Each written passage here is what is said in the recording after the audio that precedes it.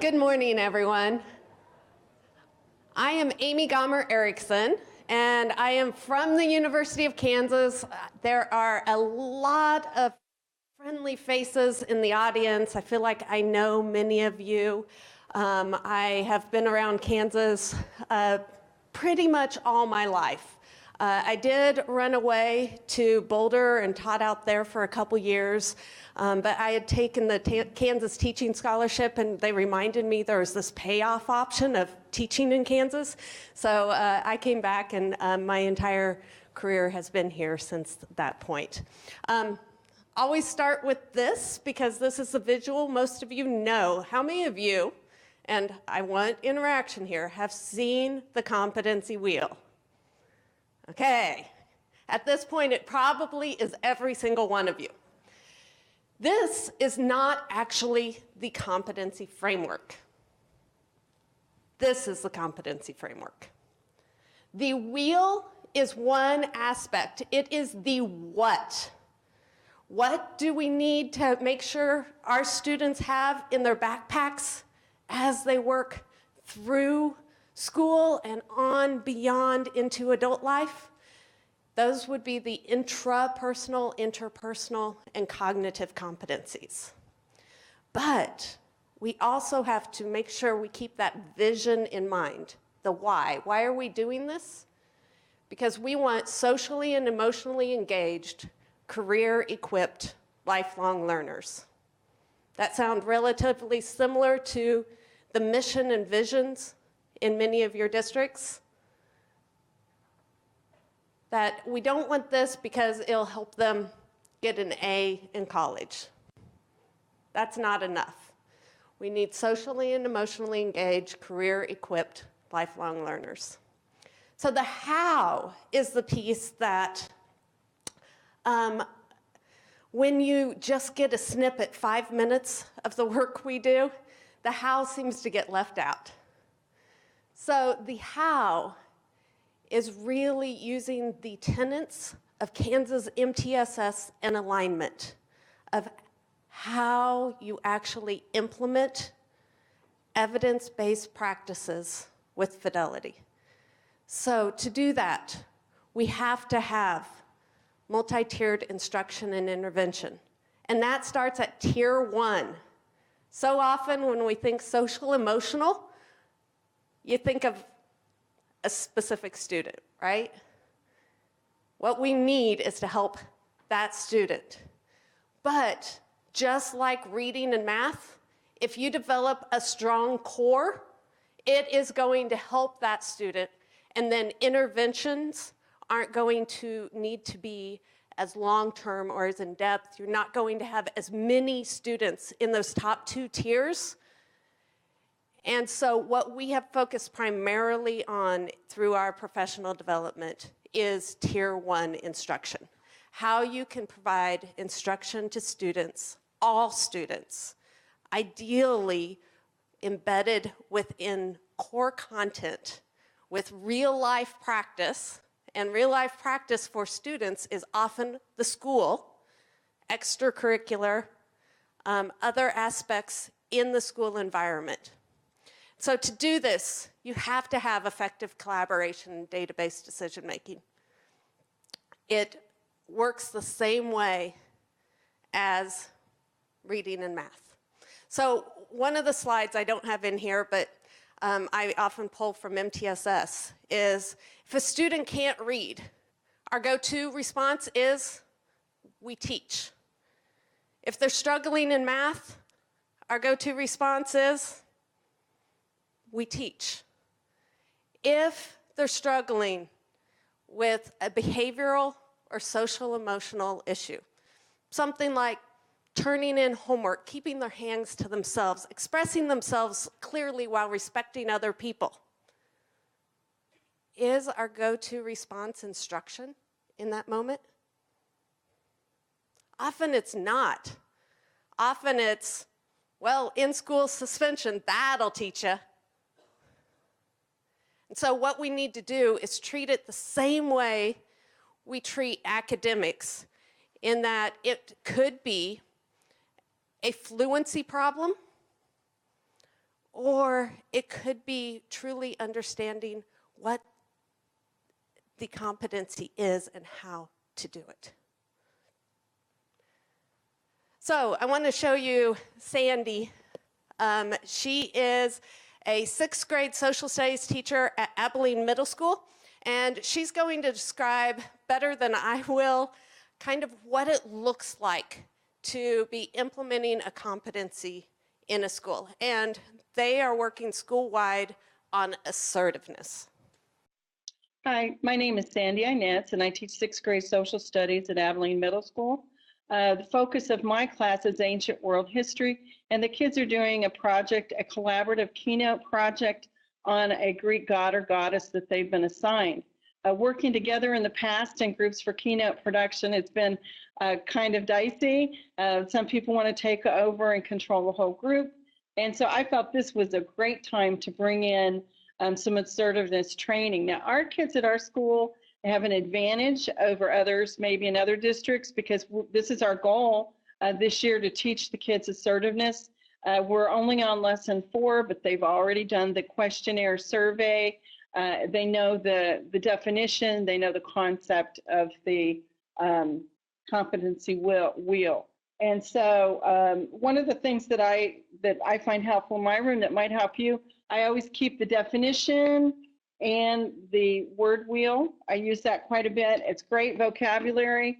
We use it in Lit class too, to express our feelings and how to communicate. Some of those words come in handy. Communication has improved, I think. Listening skills definitely in small groups has improved. It's a lot more peaceful in here this time on this project than it was on my last one.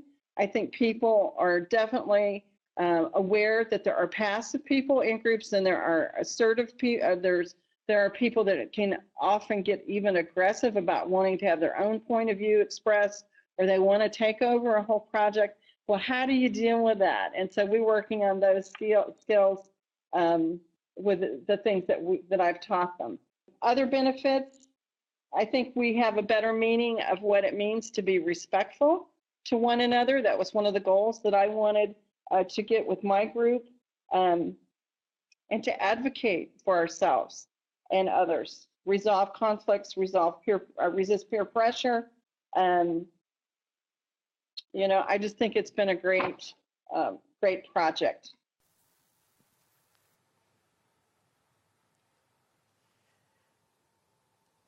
Okay, so for Sandy, one of the things you can't see very well is the words at the bottom of the PowerPoint, but I knew you'd all get access to the PowerPoint later.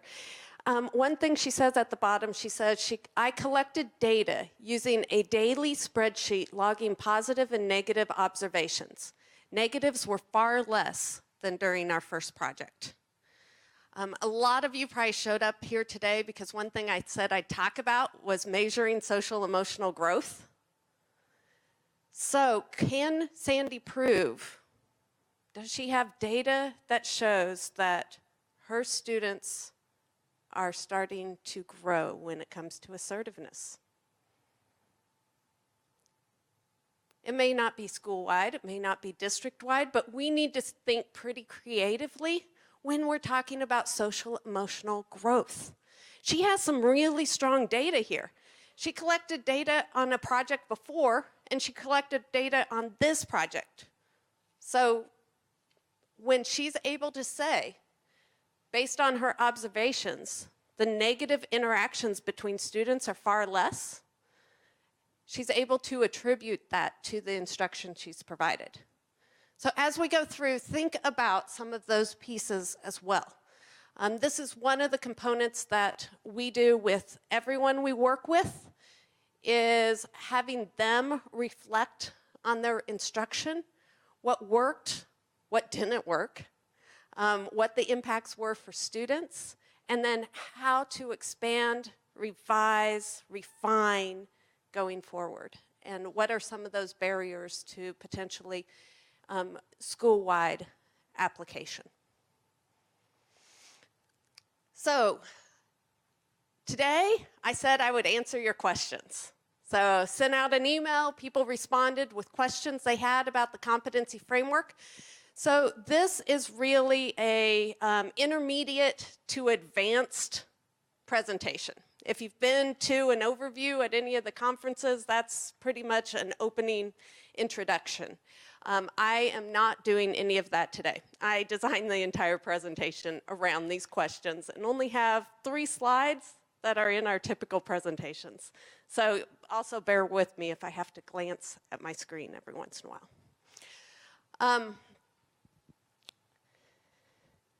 The first question is, why choose the competency framework? There are lots of options, and I'm not going to tell you that any of those options won't work. A lot of them will. So I just want to do a little comparison here. So think about the curriculum or social-emotional framework that you have, and make sure it meets these tenets. On the left, SEL approaches, social-emotional learning approaches, as defined by CASEL. Everyone know CASEL? National Collaborative, it has a lot of other words, for academic, social, and emotional learning. So, the 4 approaches. Explicit SEL skills instruction. If you have a curriculum that you're using, it probably does this. Then teacher instructional practices. What does it look like to have it really as part of the framework of your school? Integration with academic curriculum areas.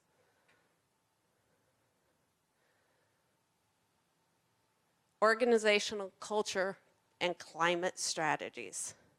So there you've gotten really school-wide, part of the fabric of the school, practiced across the curriculum. Practiced in academic and non-extracurricular other areas where we really have to help students practice with feedback. And if you've ever seen the district SEL planning and implementation rubric from CASEL, our work helps facilitate high levels of implementation. And really, it does it by addressing all 4 SEL approaches. So one thing you all know is that we have a website, cccframework.org. It has a bunch of free resources. But what you might not know is that we also have a book, which is an implementation guide on how you go about implementing a competency, and then focuses specifically on 5 different competencies. So I'm going to pass this around. There's a couple versions out here. Another thing you may not know exists, it's pretty new. These were released in September. We have lesson plans on the 4 foundational competencies, and I'll explain more what the foundational competencies are and how they were determined in a little bit. But this is about 10 hours of instruction in self-regulation and have the same amount of depth for assertiveness. That's what Sandy was talking about when she said they're through lesson 4. There's a total of 9 lessons. So this is comparable to the curriculum pieces that you may have. This isn't where it stops. And then these lessons are designed for about 5th grade up and can be adapted down. We're continuing to work on resources at that level.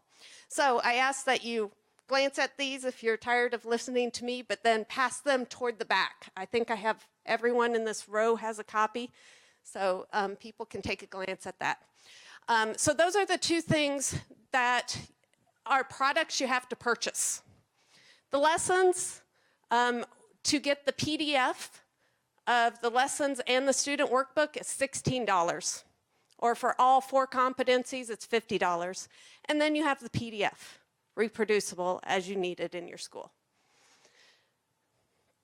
So, the other pieces we have in the competency framework is that it seamlessly integrates with MTSS. We have been collaborating with Kansas MTSS and alignment for years, and years.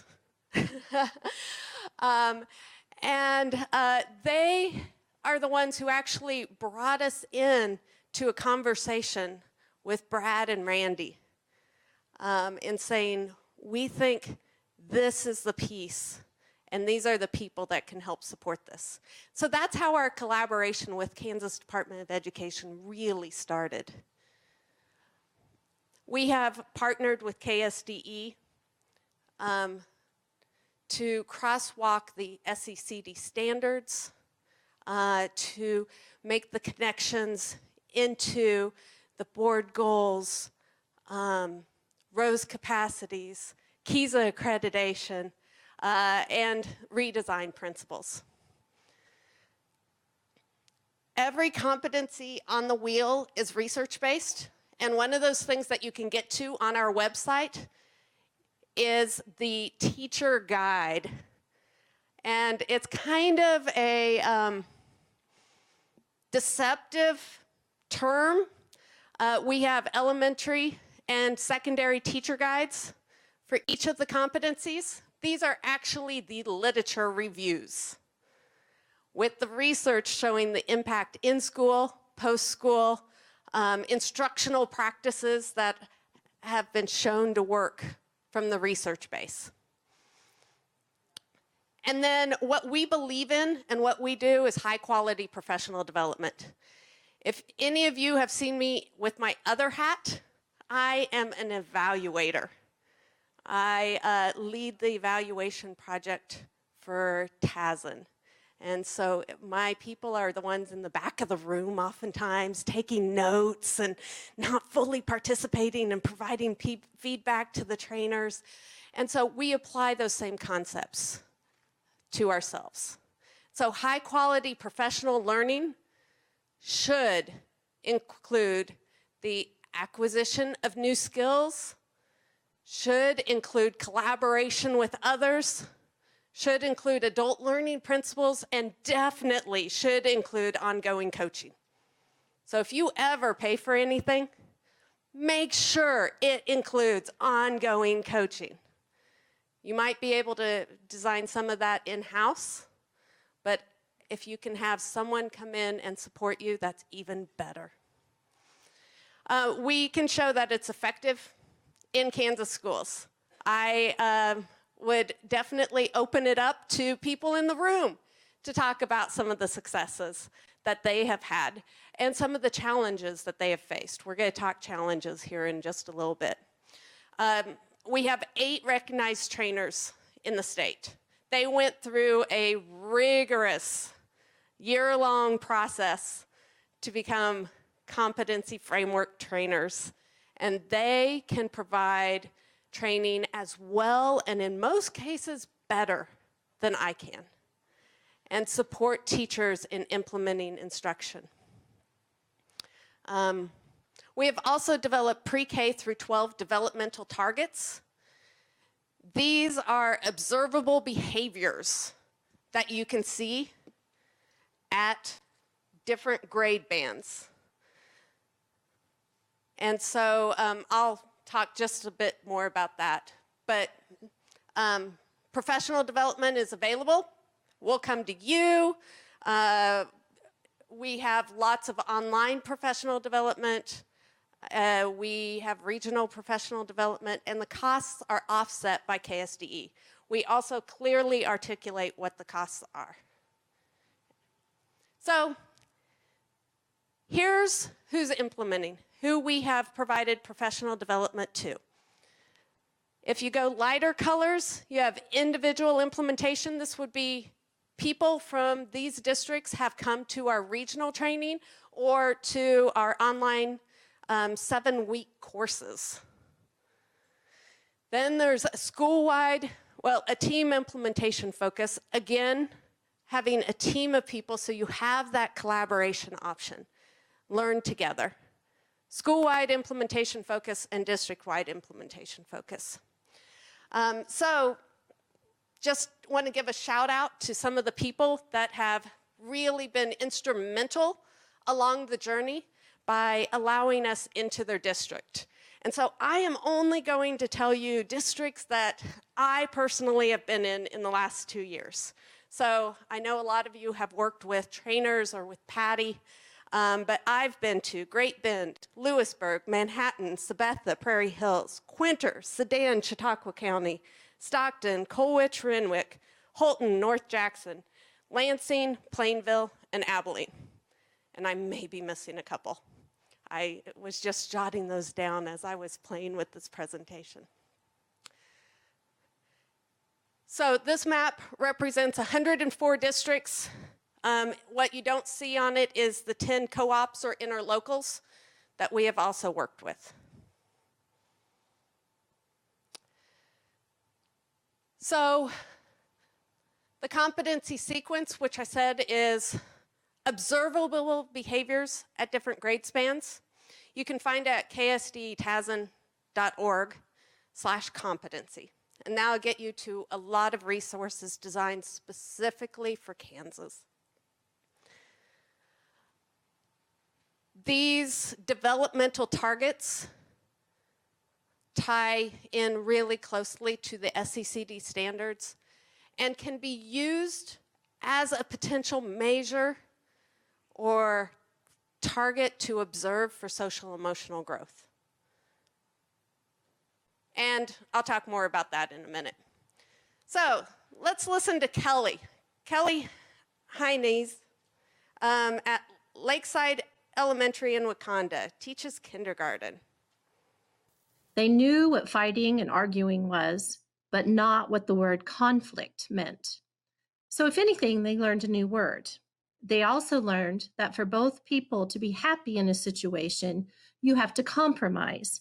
Another word that I'm hearing quite frequently from my students, conflict and compromise. I was able to use the topic across the curriculum, bringing other kindergarten standards in, such as synonyms when we talked about feelings words, and having the children come up with different words that meant the same for different feelings. I also was able to use a lot of writing by having them write a sentence to show how they managed the problem they drew in their pictures.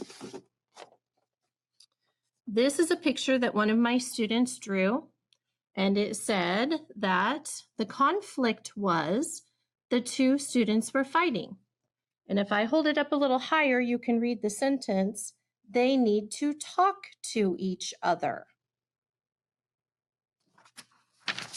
Another one said that her picture, they are fighting over a toy. And her management skills said they need to share.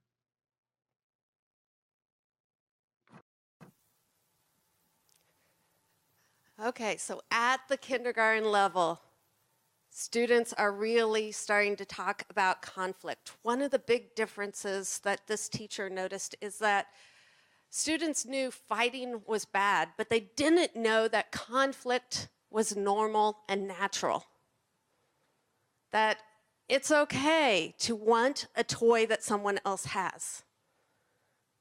How you approach that is what we really need to discuss. So one thing that she talked about is that they can identify conflict now and try to resolve the conflict. Their ability to try to resolve an issue on their own has drastically increased. So the other key piece of the competency framework is the instructional criteria. This is actually what it takes to provide quality instruction. So we work with teachers to design instructional plans within their content that address each of these 6 criteria. And these are the same things that need to be addressed if you are teaching language arts, history, math, that students need to understand what it is. They need to understand how it applies to them personally. They need to understand their own strengths and areas of growth. And then they need to practice. Practice with feedback. Practice and practice and practice. And they need to reflect on their own growth. So, next question. Which competency should we teach? We, through research, have identified 4 places to start. Self-regulation, self-efficacy, conflict management, and assertiveness. And these come because the other competencies reference these as prerequisites. So to persevere, you're going to need to know how to self-regulate. That day in, day out action of goal-directed perseverance. It promotes goal setting. Empathy we found to be vital, but it had to be empathy for a purpose. And so empathy for understanding perspectives in a conflict. Empathy for respecting others when trying to be assertive. And so, in determining where to start, we say ask students. You can also ask teachers, ask parents, you can examine your data. But when you ask students, you're likely to get something that looks pretty similar to this. This represents 4,700 Kansas students. You can see males, females, 6th grade, 9th grade, 12th grade, based on what they identified as their highest competency need. In other words, they said this was not like them when reading the competency term and the definition. So sustained attention, self-regulation come out as the highest need across the board. Then you get assertiveness, conflict management, initiative, which we also pull into self-regulation. Communication, which is clearly taught as part of assertiveness and conflict management. It's also a great way to get buy-in. If you want to get buy-in for teaching something, ask students. If you want students buy-in for learning it, again, ask them. So a resource you can find at ksdetasn.org/competency is the Professional Learning Goals and Path. This provides an outline of where you can start in the process. Everything from just, I want to understand it a little bit more, to I want to become a Kansas CAN recognized competency trainer. And then we have the professional learning that accompanies each part of this. And that includes face-to-face, online, on-site, ongoing ways to access professional learning. So, most common hurdles. This was another question.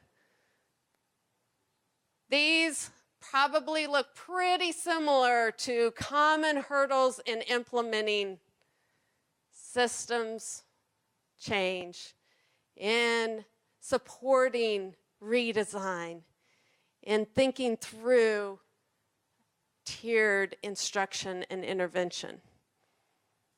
Starting purposefully.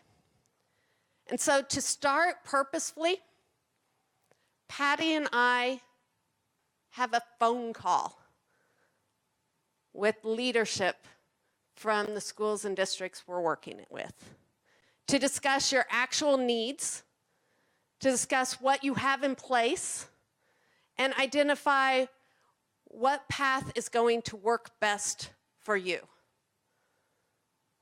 So all you have to do is email us, hit the big blue button on TASN, fill out the form on either of the sites, contact us, and we will schedule time to actually discuss your needs, your perspective, your context, and what's going to be most beneficial for you. And there are times we'll say, it sounds like you really have this covered. We can provide you some resources, we can do these other pieces, we know this about these other things that you're doing, but it doesn't mean we're selling you something. The next one is teacher self-efficacy in teaching this. If you think back to becoming a teacher, you had some deep learning in your content, right? And pedagogy and how you go about teaching your content. But we do not have a great background in teaching social and emotional skills. And so we have to collaborate, we have to support each other, we have to work together because we're not feeling super confident walking in. And I've had many teachers say, I don't know how students are going to react to this. And then they come back and they're like, well, I tried it, they loved it, it was so helpful. Like the feeling word wheel for 6th grade, they go up to the teacher, grab the wheel because they're having trouble expressing something. Not something that she had thought would be really effective and something that they would be passionate about. We have to maintain the collaborative focus. And that focus comes from leadership. There has to be time to plan, time to work together, time to collaborate, discuss, refine, all of those. So let's listen to Rachel. She teaches geometry at Lawrence Virtual School, and she taught self-regulation. This activity really helped them loosen up and helped me see them more clearly. They could identify their struggles without apologizing for them and show how they were working to overcome distractions, their lack of focus and understanding, and then how they plan to strive for success. And I was excited to see their responsibility, their problem-solving strategies in regards to taking on a challenging course. I also enjoyed seeing them take control of their success and feel confident of the path they had chosen. I could see their hope and determination, and it empowered me as a teacher to cheer them on and encourage them to complete their goals. Okay, so really starting to see that they're recognizing how to solve problems, becoming more involved in their own success, and taking more of that ownership. Okay, so how do you really get there? These are initial implementation goals. This is what you have to consider and get into place. And this would be the same thing if you were adopting any other social emotional framework. You've got to facilitate exploration in order to get that buy-in.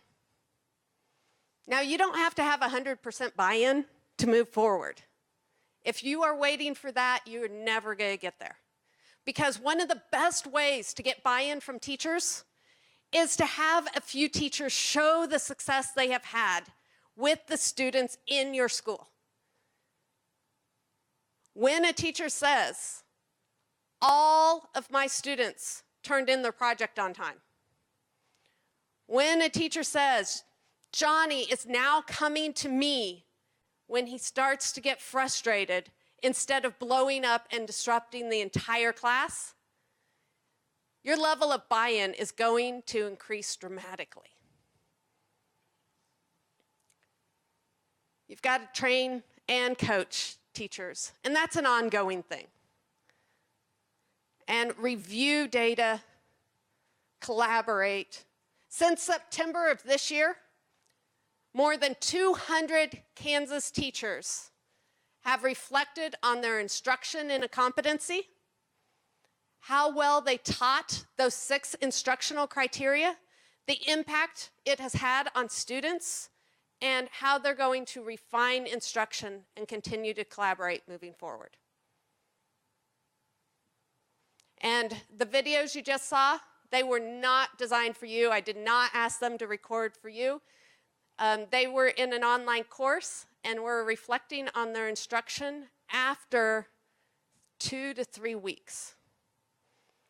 And after watching the videos, I said, can I please share? Because that is powerful. That in 3 weeks, these are some of the things that you can actually see change. Someone asked, what are some examples of outcomes? I can give you specific ones for specific grades, specific content areas. Here's just a few. Improved perseverance when faced with the challenging task, improved grades, improved relationships. So, now why you all got here, right? I promised we would talk about measuring social emotional learning. I am not a representative of KSDE. My views do not represent the views of KSDE. Okay, we got that out of the way. Social emotional growth is measured locally. There is no mandate on what you do.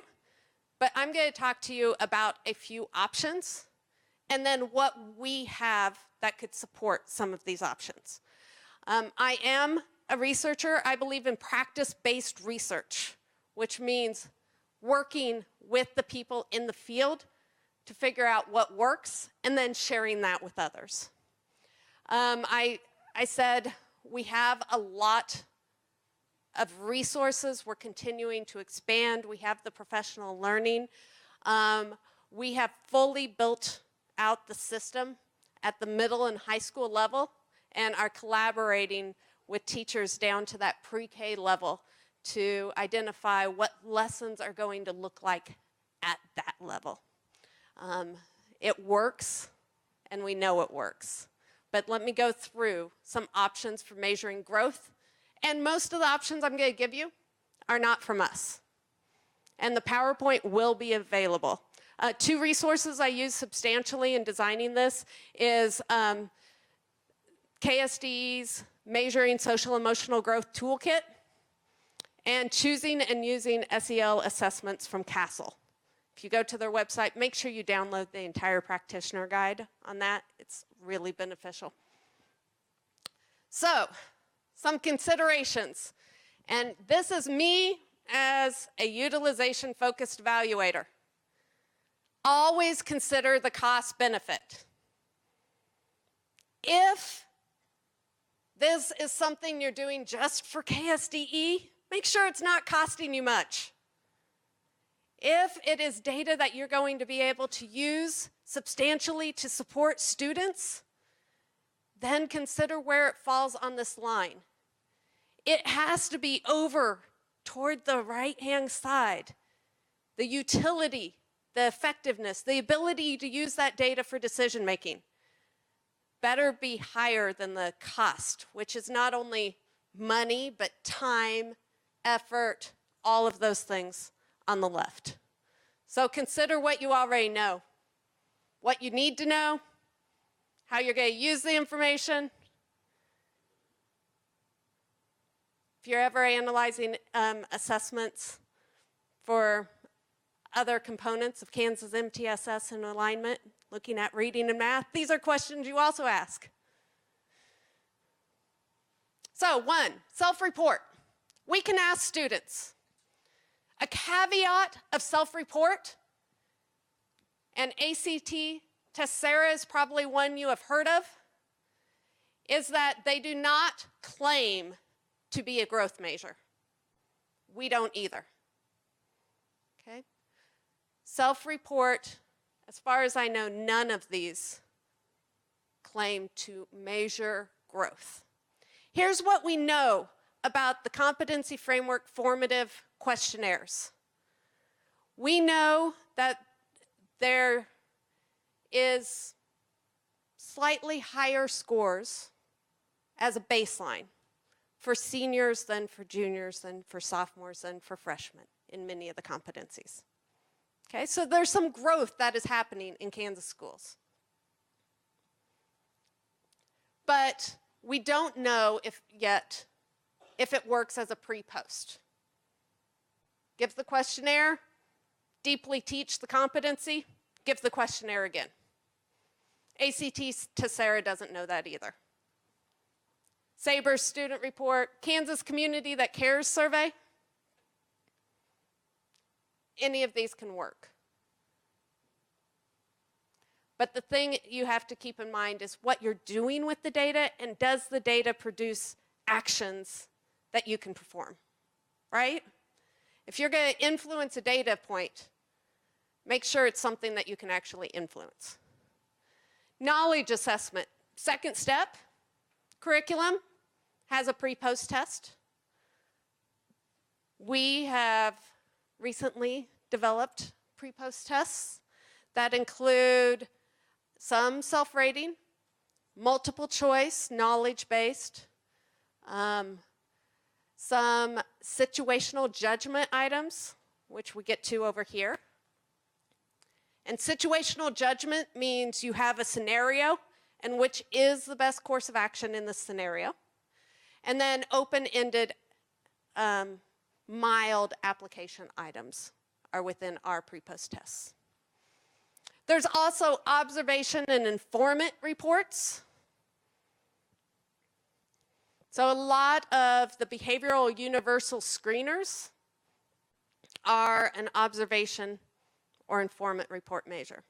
So I just listed a few that you may know of. In the Competency Framework, we have the practice with feedback where every teacher identifies what practice really looks like for the competency, and then how they know that students were able to demonstrate the competency through that practice. So that could be observation, informant report. It could be performance-based assessment. Performance-based assessment is something I would love to see everyone move toward. Not just do they feel like they have the competency, do others sense they have a competency, or are they demonstrating it? But through performance-based assessment, you would know that individually for every single student. Oftentimes, we are collecting when they don't demonstrate something, right?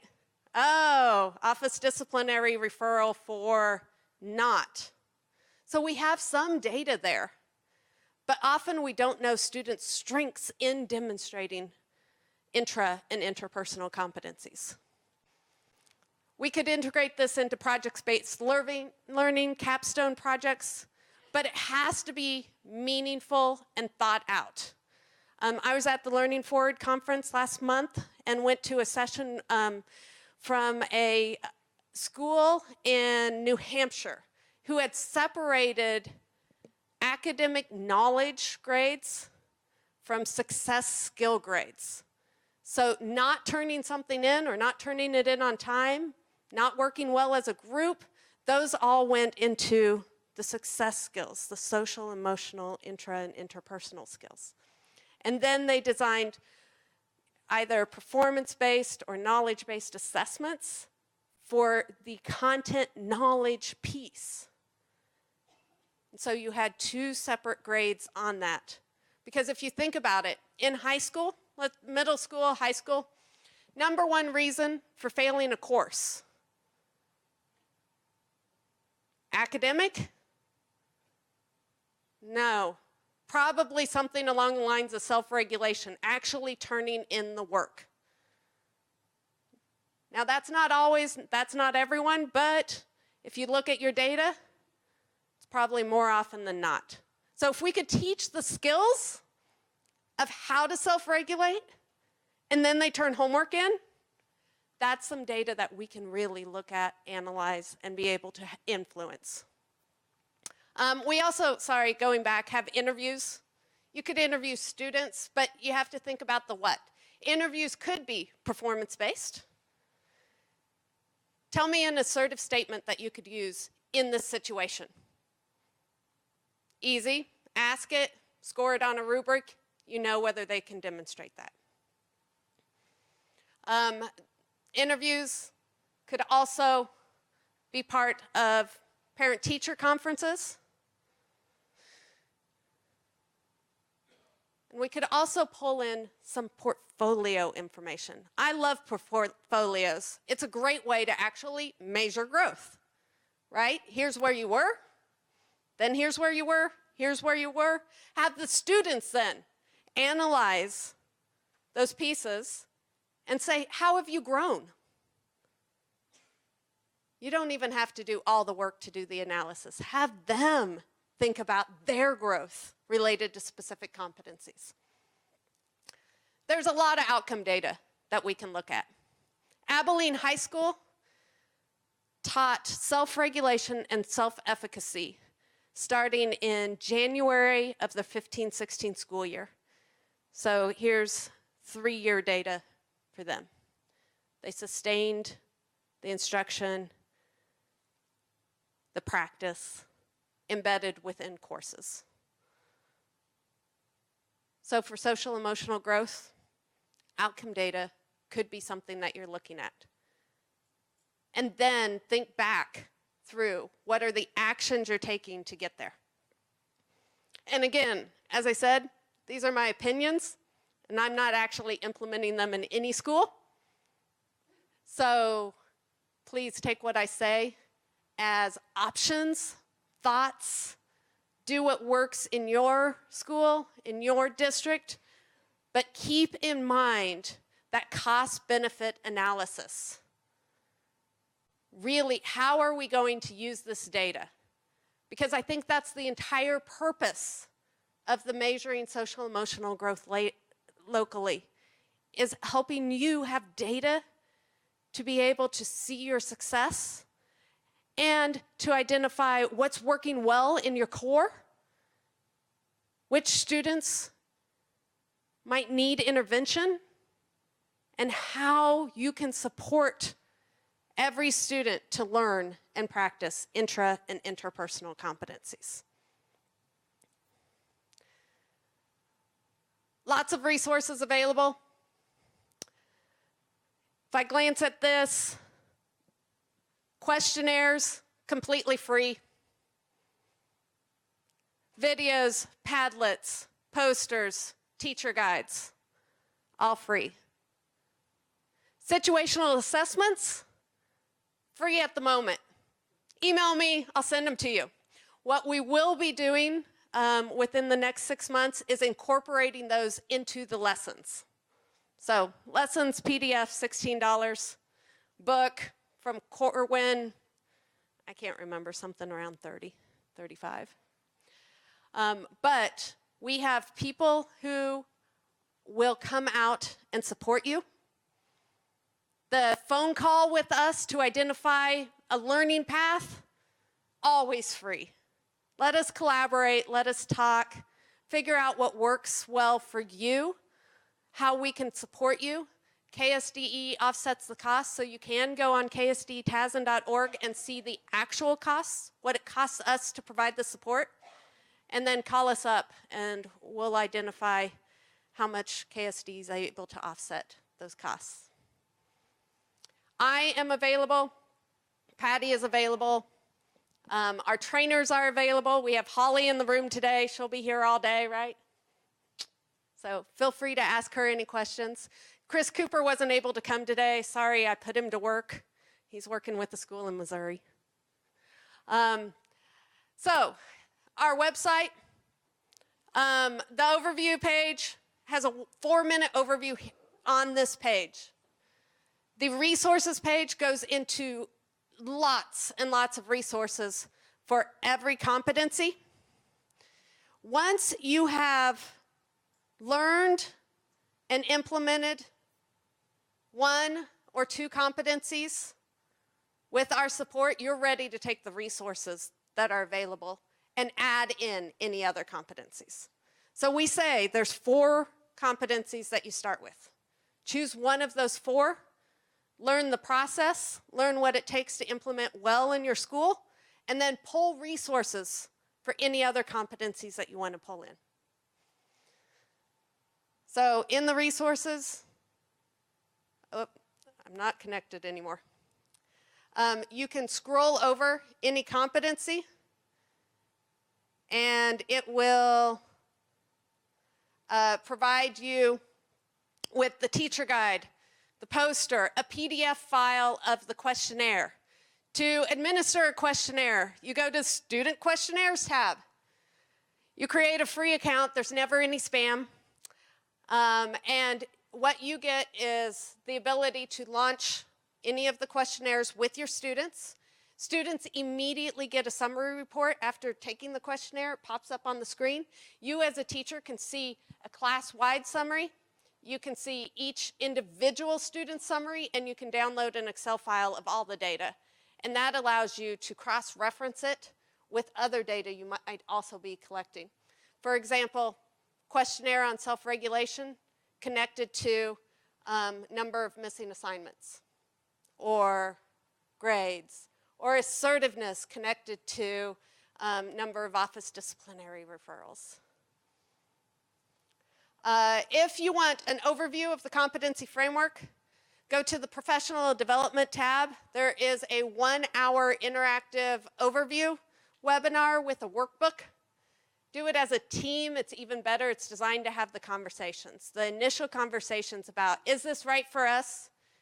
Is this something we want to pursue? What do we need to think about within the work that we are doing around intra and interpersonal competency development? And finally, Patty and I are available anytime. Email us and we will set up a time to talk. Here's our contact information you'll find on KSDE TASN, you'll find on cccframework.org, and you can even find us on the KU website if you can type in my name correctly. So, questions, thoughts? I'm going to pass you on and let you email me with questions, talk to each other.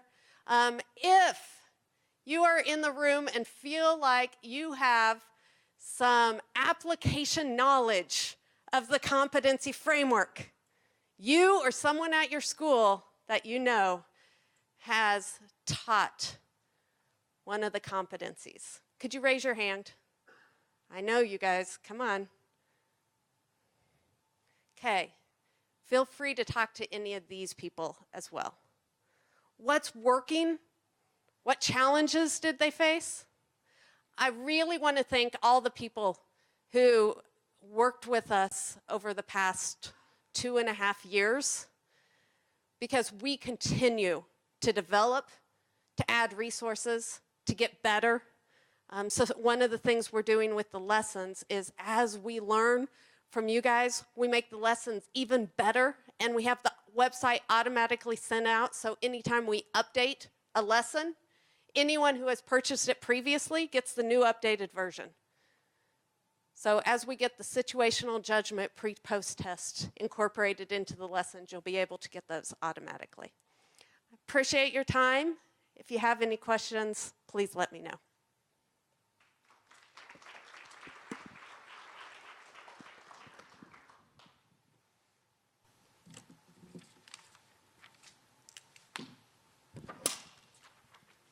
Good morning, everybody. Hopefully you don't need a break, but you know how this works, that when you do, you just get up and take a break. So I want to thank Patty and Amy for their work on this and coming here this morning. Where's your counterpart today? She's in Arizona working with school. She was on a reservation yesterday.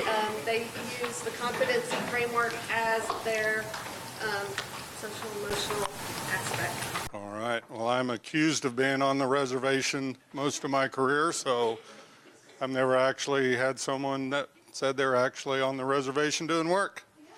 So we will get started here as soon as we get the computer hooked up. So if you need a quick 2-minute break, refresh, stretch, stand up. I know it's balmy outside. I appreciate all of you wanting to be indoors today when the weather's so nice out. So if we could just stay in here, but we'll take a quick 2-minute startup break. You guys are pretty quiet this morning. Okay. In reality, you guys are just going nuts. I know that. So these are just a few of the things that we're going to try and give you updates.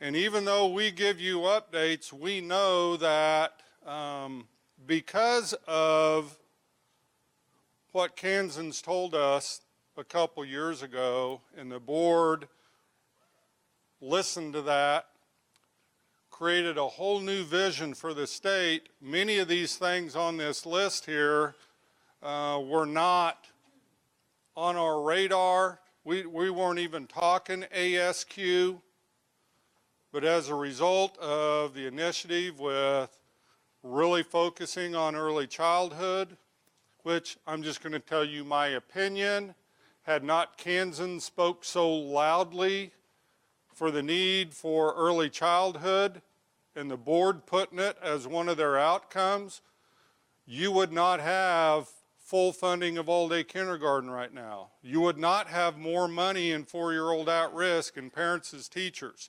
And so I think we have to stick together. We have to stay behind where the board set the vision based on what Kansans told us we want. I'll be honest, I think we have a governor because Kansans are engaged in education, and she is very supportive of the direction that the board, based off what you told the board, has set. So all of these things up here are a direct reflection from what Kansans told us. You're going to hear a little bit more today about ACT and work keys. What an awesome opportunity for any kid in high school that doesn't have access of funds or whatever to take the ACT for free. Now, saying that, implementing that in the first year has huge challenges. Next year gets better. Next year gets better. It's new. It's clunky. And I'll be honest, I got to quit saying that because that means everything I've told you up to this point was dishonest. So our state assessments, yes, we went through an implementation curve of creating a whole new assessment. I know there were backhoes. I know that there were cyber attacks. I know, but we are now, I think last year during the assessment window, I think it was about only 2% of the calls were not answered within the first minute. You will not get that kind of service with a national. They're going to do everything they can, but if you're on hold for 10 minutes with ACT, you might be. But they're still building a whole platform to support too. So we're working through this. You know, you just spent an hour visiting with Amy on SocialEmotional, character development, those interpersonal, intrapersonal. Why did we partner as a state with Patty and Amy?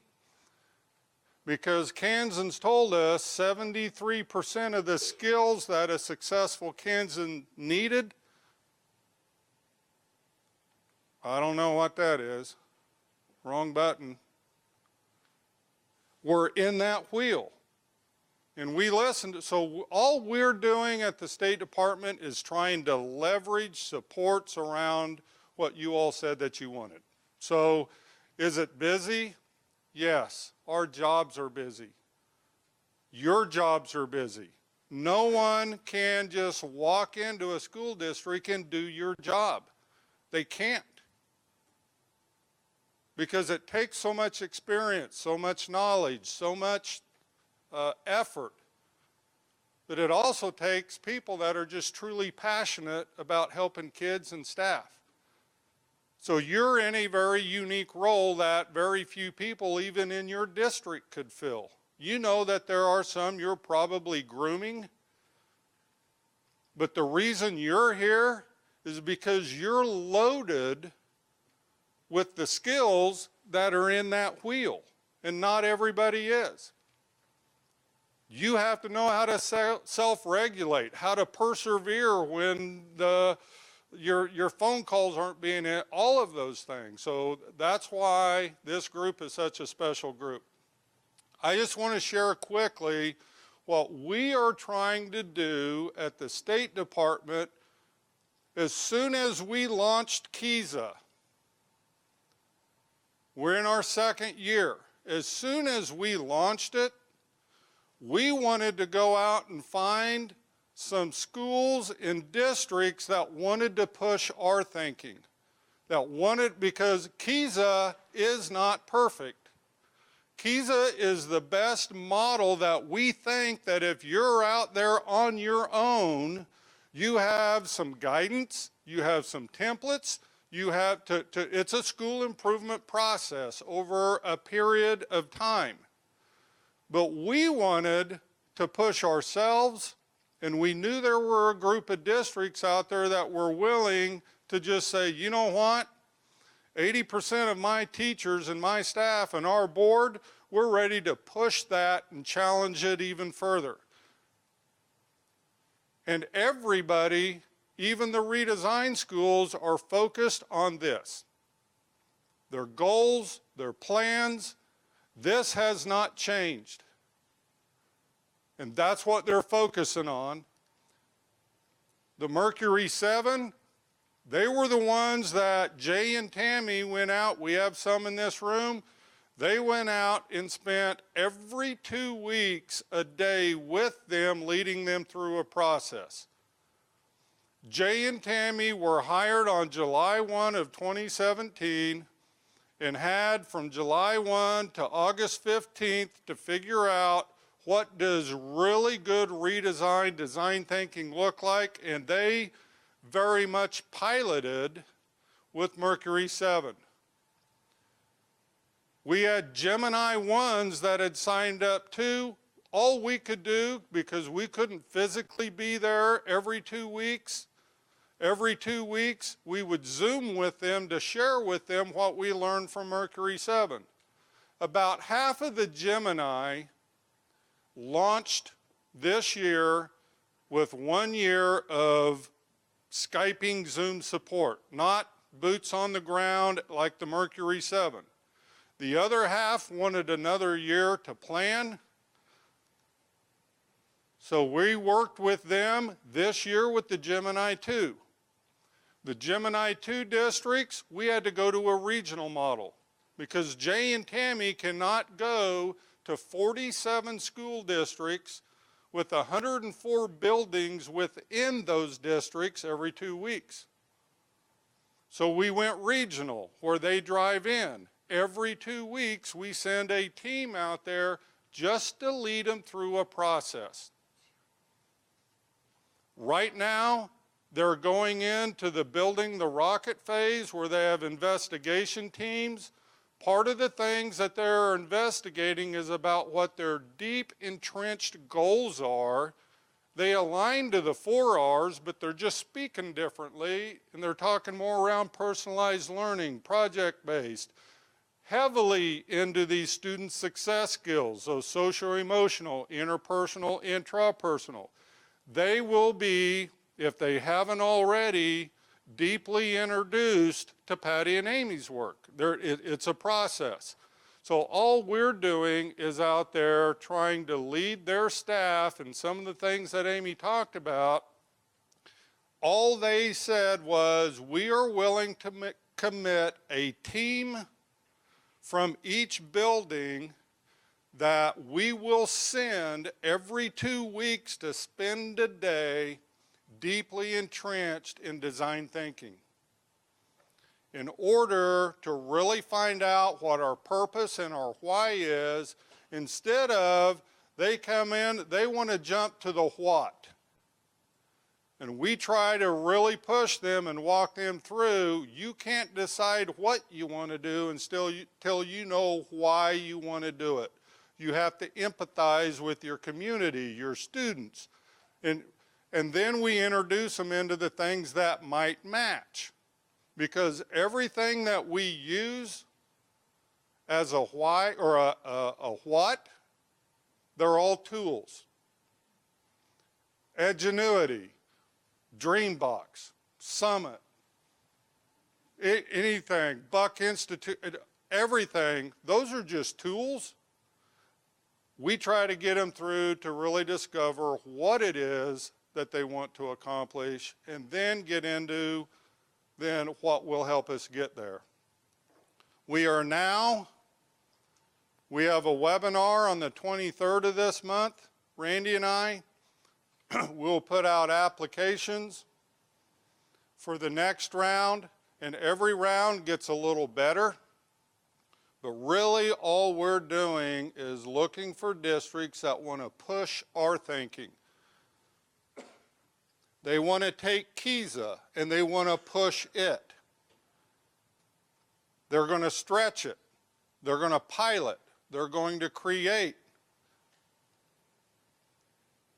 We're on this trajectory to where we just got to learn as a state, and all we're doing as a state is trying to leverage whatever resources we can to help a group of districts that can at some point be a demonstration school for others to go look at.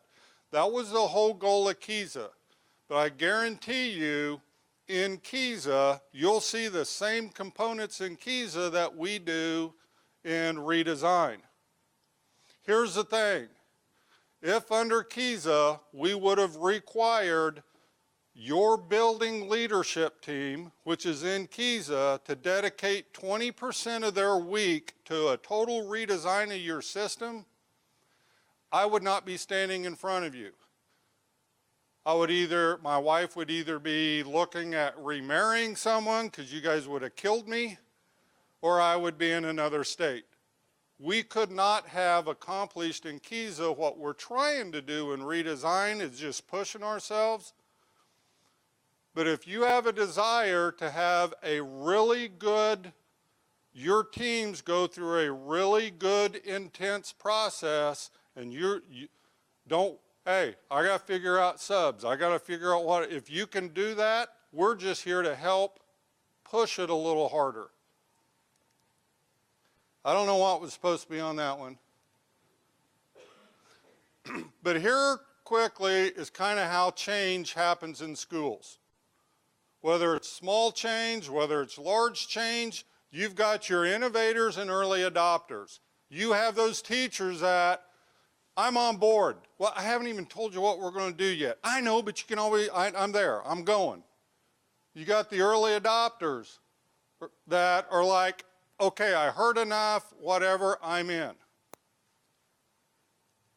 We have 286 school districts, and right now 47 of them are either a Mercury, a Gemini 1, or a Gemini 2. That's 16% of our districts. If you add up the innovators and early adopters, 16%. We think we're on track. I don't know how many Apollo we're going to get.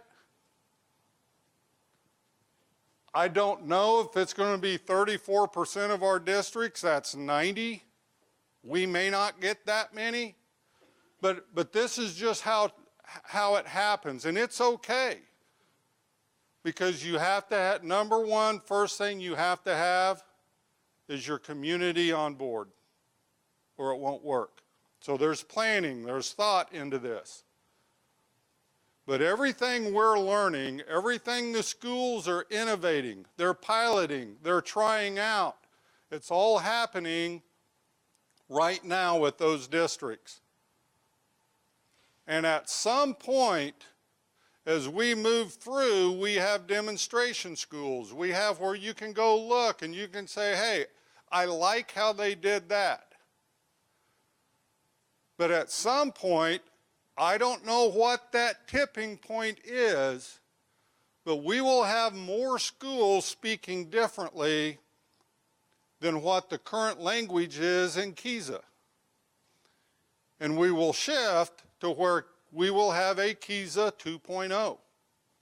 The rubrics were written 5 years ago. We're already, your language you're talking is already outspeaking the current rubrics. Our Accreditation Advisory Council is doing a crosswalk between the 4 R's and the 4 redesign principles. So We don't want an accreditation model that's going to be used for 24 years like QPA was. We want to be flexible. We want to be able to update it. But at some point, it all comes together. At some point, we'll quit talking about redesign because it's just the way we talk, and it is now how all schools are accredited because we're learning from each other. I don't know if that's 3 years from now. I don't know if that's 5 years from now. That implementation curve, I don't know if that takes 8 years. I don't know. We don't know. All we know is we have some resources. We partnered with a national group that is coaching and mentoring us. Their job is helping schools and districts go through a redesign process. We're learning from them, and it'll get better every year. So you're going to learn a lot. You're going to get a lot of updates. You're going to walk out of here going, holy smokes, could we just go back to NCLB when all they gave us was a target and we knew what it was? And we'd come off of Christmas and we'd get into test prep mode, and then we would update our banners in our gyms. Those were the easy days, we think. So, Dr. Watson?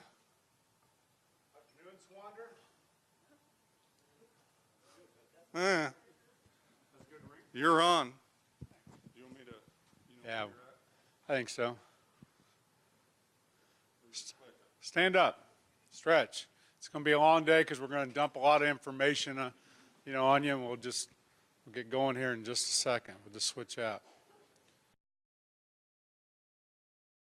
So we were, like good Kansans, Brad and I were monitoring the weather.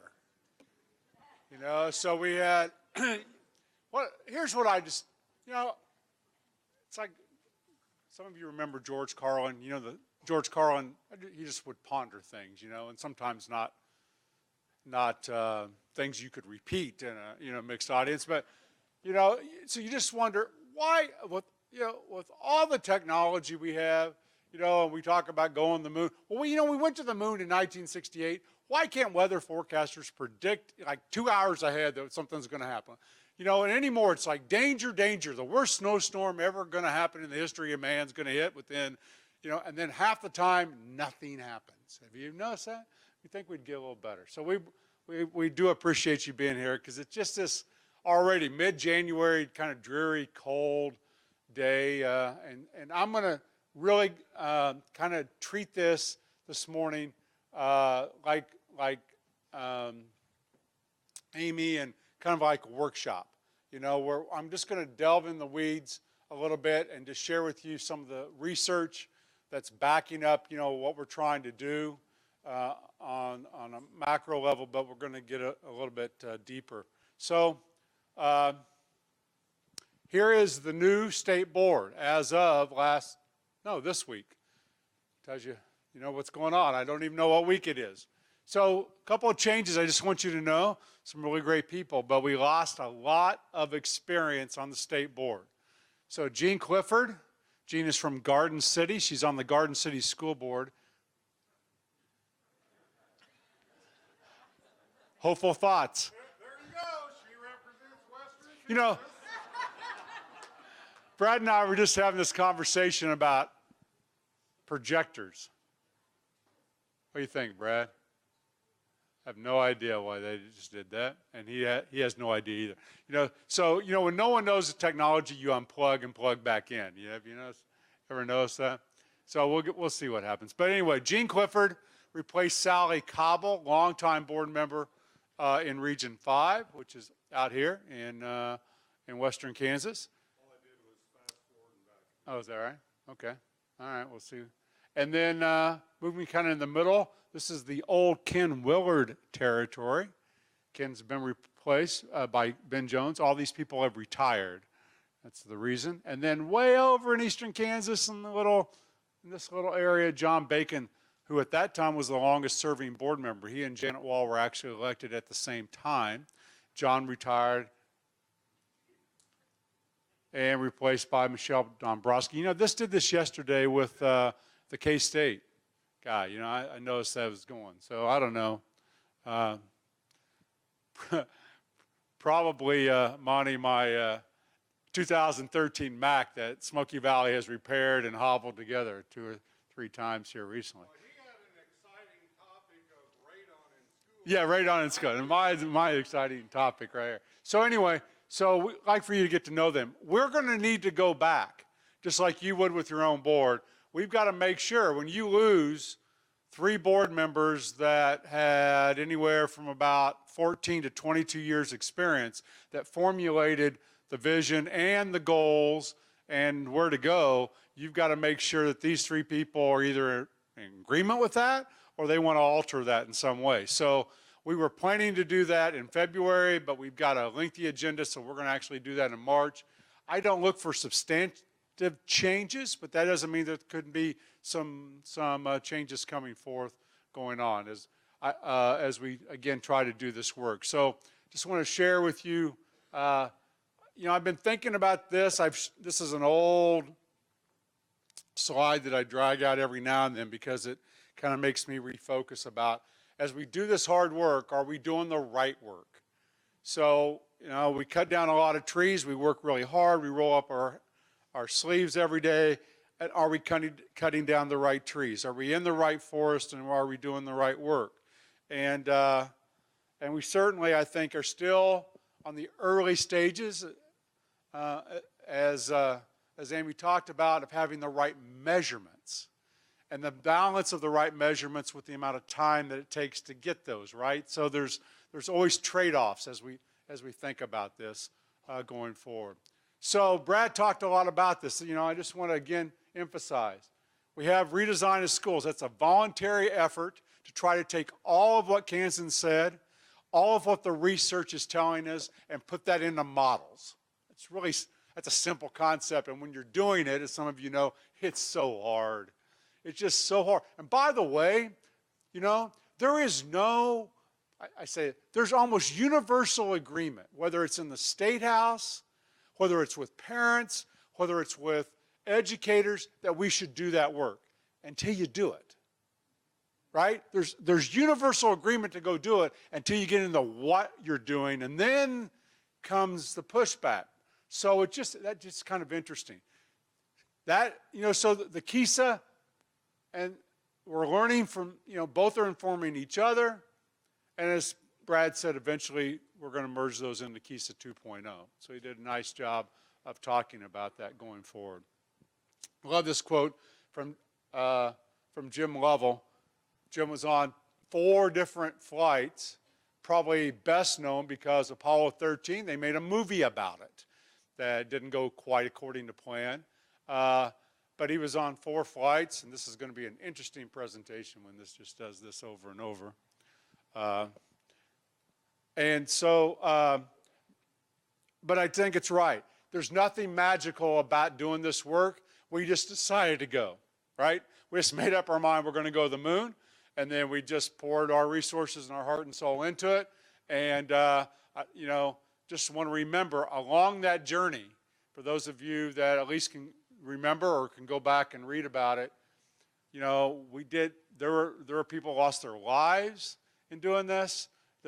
And certainly even the people that didn't lose their lives, like Jim Lovell will tell you, they sacrificed their life, you know, for NASA to be able to do this work. So this is Amy and Patty's work. You know, I don't know if she talked about this, probably not, but I so remember Linda and Todd came to me and said, we think you ought to meet these 2 young ladies over at KU that are doing some remarkable research that is spot on what Kansan said they wanted in their schools. Now, I get about, you know, like all of you, I get about 10 of those a week, right? You need to meet with someone. So I started looking, I'm like, this is really good stuff. You know, it is exactly what Kansan said. They're at KU, you know? Yes, and so I remember that meeting, and I think the long and the short of it was, when can you start, right? And the long and the short of it, when can you start, and how can we get this going on? So this work is important, and Now I have over 5,500 Kansas people. You started, the very first time we did this was in October. Since October, I have 5,500 people in Kansas, and that's what they have now said, just recently updated from last week in Liberal and Fort Scott. So you want to know? Kansans, perseverance, integrity, empathy, problem solving, you can see the big ones. That's still where Kansans say are the most important skills that we want our kids to have. So the reason I'm doing this is to make sure that what Kansans said 3 years ago is still valid. Does that make sense? I mean, if we were saying, as Brad said, why don't we stop this and go back to No Child Left Behind? Then I guess we would need to do that. So the moral, some of the moral of this story is take your photos quick, you know, before we go to the Sahara Desert. All right? So this is important, and I'll keep adding to it. We just, I was in Colorado Springs, did a keynote for the service centers in Colorado Springs, and we did this, and that were non-Kansans, and they were amazed that we would even talk about trying to design systems around these skills, but they basically said the same thing too. So, you know, some, audiences will be stronger on self-regulation, some will be stronger on integrity, but you'll still see these as the top ones. By the way, 5,500 responses, 5,543 responses. We've had 3 content knowledge. So it's important, but people aren't putting it up there at the top, and very, very much. All right? So I just keep saying that because we have to think about how are we going to organize school when kids in abundance don't have these skills, and we're still primarily at the secondary level organized around content and time. And then we're trying to teach these, as Amy just spent, all morning with you, we're trying to teach those in some combination on it as an add-on to this, but I've got to teach my content. No doubt you have to teach your content. We have to think differently about how we do that. And I think Brad was maybe in, where were we with the student organizations? Were we in this room? Oh, they were down the hall. With the kids that were in FFA and Skills USA and all those, and they're saying, right, we learn best when we're doing the work. It's a dumb moment. So this was shared with you today, but again, the data of what kids say. So same type of stuff. So I'm going to take you back now, 3 years, because 3 years. So these slides are old. We had to kind of get them out of the archives, And remember what we did. We went to 20 different locations, went back out to engage business in another 7, got all the data, put it together. Then Brad and I went back to 10 different regional locations to say, did we get it right? All right, these are the take-home from Tony Moss, our researcher. Basically, here's what we said. That in the community, non-academic skills are cited at a 7-to-2 ratio over academic skills. Right? Conscientiousness, which is how Tony classified it, with the inclusion of that, was a dominant characteristic, accounting for 22% of all items. That's this interpersonal, intrapersonal. And among academic skills, the focus groups emphasize applied skills over traditional academic at a 2-to-1 ratio. So all we did, and you can see how quickly this, I'm illustrating this because we tried to take survey data from Kansans, and you were a part of that, higher ed, parents, whoever came, and then when we quickly found Amy and Patty, we said, but there's valid research to support what these focus groups said, and it's just remarkable that they're the same. There's almost no disagreement between that. That was the question of what are the characteristics, skill sets, what's role? That was the second question. What's our role then in achieving that person? Redesign the curriculum around individual goals. How about personalized learning? Came right out of that. Planning, instruction, experience around incorporating real-life problems and projects. New roles for school counselors. It's where it came from. Put them with kids. Sorry. And the large proportion of instrumental skill training that included experiential learning, meaning we want internships, realistic practice, job shadowing, immersion in the community, all of those things. How do we measure social emotional? We don't know. 3 years ago. Project and task performance need to be measured. And individual planning, this is just what we were talking about.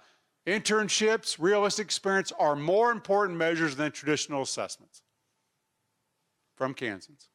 And post-high school measures, look at credentials, their success after high school are also important measures. That's our post-secondary effective stuff. So I just wanted to go back and then look with those. That's the pillars of our redesign. So we want to be very intentional because guess what? If you, I didn't really follow this close, and I'm a social studies teacher, but in the legislature, how many of you seen the movie Groundhog Day? Okay. That's the Kansas legislature. Because they change out every 2 years, and they change committees every year. So it's like going back and starting over. And so we have to be reminded, why are we doing this work, and why is it going to take us, you know, a while to do this work? But this is, you know, the reason. Why? Where did you come up with these? I don't know. You know, we were just sitting on the Sahara Desert one day, and we said, why don't we make up some crap and just throw it in there, you know, and design schools around it? No, it's all based on research, and it's all based on what Kansas said they wanted. It's, you know, again, you guys were all a major part of that. So these may shift a little bit, but look, family and business partnerships and heavy involvement. How about real-world application with projects? Personalize the experience and organize around those success hills we just talked about. So now I'm going to get a little bit in the weeds from the research about when we start to see it happen in the classroom level, what do you have to support? And I'm just going to, you know, share with you some of the things. So the most influential factor in learning is how many repetitions, quality repetitions, you can give to a kid, all right? And the second most influential factor is the feedback that you give, right? You read all that research. How many reps do you get to practice it? I don't care if you're doing the trumpet or you're learning the short A. How many reps and how good's the feedback from the teacher or whoever you're giving the feedback? Now, this would have you indicate, this is how, with curriculum, this is why I wanted to have this conversation with you today. Because as you think about planning for curriculum and instruction, then this would almost say to you when you read this research, I must need to tell teachers, isolate skills and go about that, right? Because of repetition. If I practice really, I can get pretty good, right? Not quite so fast. But that's Hattie's work. That's Ben Bloom's work. I mean, everyone says the same thing. They may nuance it in different ways. So how about deep practice? This is the sweet spot. This is Daniel Cole's book, The Talent Code. Deep practice doesn't obey the same math. This is about repetition. Spending more time is effective, but only if you're in the sweet spot on the edge of what you can do and what you can't do. Meaning practicing something you're really good at, you don't get much better. You have to practice something you're kind of good at. That's the art of the teacher and knowing that with the student, right? How do I practice and how do I hone that circuit? We're going to talk about Erickson's work, because that, by the way, you probably all read Glidewell's work, right? 10,000 Hours, The Outliers. Almost no one has read Erickson's work or Ben Bloom. All of that research goes back to those two people. You've got to go read that work. Everyone else is summarizing it and putting it in their own work. But that work is what you got to go back and read. So, should practice be isolated or in the project-based learning that we so note?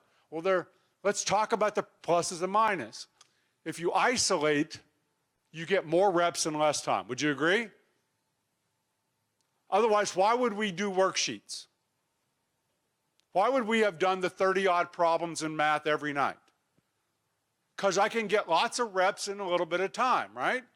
It's like batting practice. I can just go to the batting machine and I can get lots of reps. Teacher can control for the variables, right? I can isolate them. I can measure them really easy. That's why we have standardized assessment, because I can isolate the skill and I can measure it, and then I can make all kinds of false claims about it. Teacher can control the speed. The teacher can easily provide and time the feedback. It's easier for the teacher. If I can give the worksheet on the short A, I can give immediate feedback on all of these things on just the short A. Early success, and I can build confidence, right? The cons. Reps don't build the best pathways in isolation. That's not how the world works. No one does skills in isolation in the world. Students soon become bored. If you don't believe so, I've shared with you what KU students are telling us. The number one word they used to describe their high school experience in the state of Kansas is, it's boring. So these are what kids are telling. Student dependence on the teacher or the coach for the learning. False performance, and you have a flattening curve. You get a big bang early, and then it flattens. Okay? And it's hard to personalize. All right. Let's look at, that's about what you see. In fact, that's the research curve. You isolate the skill, you get a big bang, and then you just start to level off. So let's look at projects. It's highly comparable to real life, right? You get to teach the hard and the soft at the same time, or these success skills in combination, and you actually get to do it. So you're doing a kindergarten project, or you're doing a project in 10th grade. You get to teach them, and you can personalize within the project. Oh, we're going to give a speech, or we're going to do this in a PowerPoint, or these three people are going to do this. And you can, it's a really high transfer to the real world. It's the best transfer we can get for learning. The cons, you don't get many reps on the individual skill. I'm going to tell you, let's see if I have this on here. It's hard for the teacher to give feedback because you're seeing a lot of stuff come at you at once. By the way, go watch a good person that does drama productions, a good one. Watch them teach those skills in context. It's a tough gig. It's hard to focus on skill development, so I want to come back to this. It's hard on teachers to teach this way because, A, they don't know the standards of which they're teaching.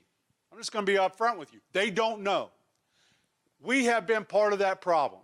I say because I still think I'm a curriculum person like you. Why? Because if I can give you a resource off the shelf that you don't have to think about it, you'll teach that resource and call it your curriculum. Am I right? Go ask a teacher, what's your math curriculum? How many of them will say whatever the textbook series is that you've adopted?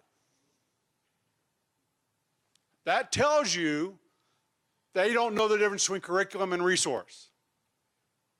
All right? So you have, if you're going to teach skills in context, A, you better know what the skills are that you're trying to look for as these kids are really doing work.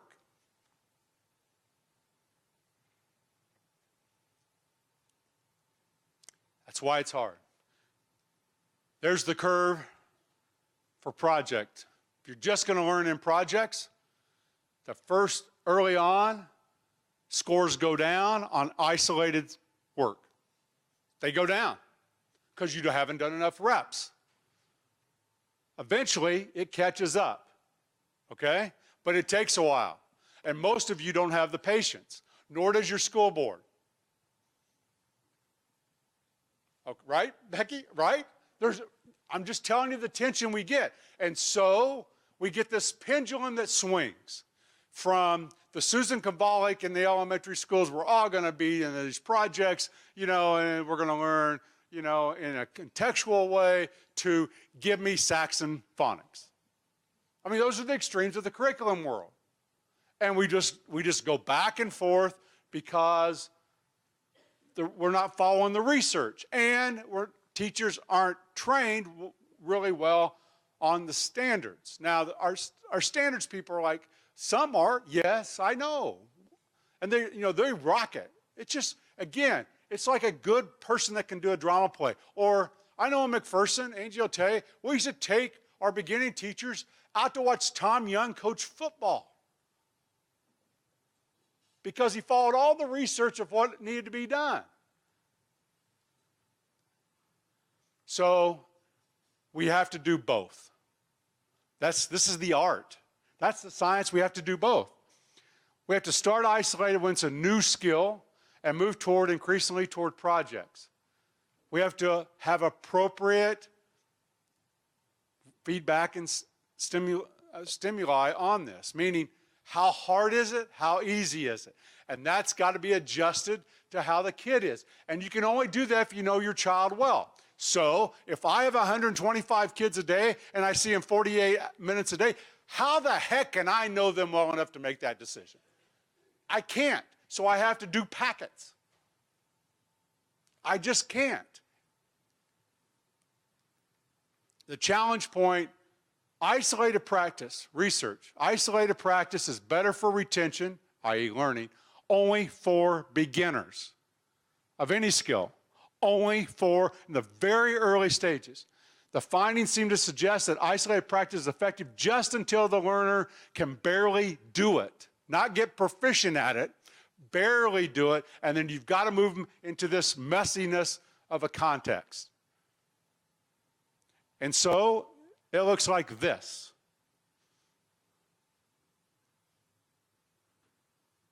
That's the trajectory. Now the key is you've got to personalize that experience for the kids in the isolated work. So what the research says is that performance standards between 50 and 75% is where you want to teach in terms of success. Just want you to think about that from a grading perspective. Okay, I was just talking to Craig Carell yesterday. He said, man, we're getting some pushback because this one kid we've got was always getting an A in math and now they're getting a B. And he said, the really truth is, we were teaching way too easy.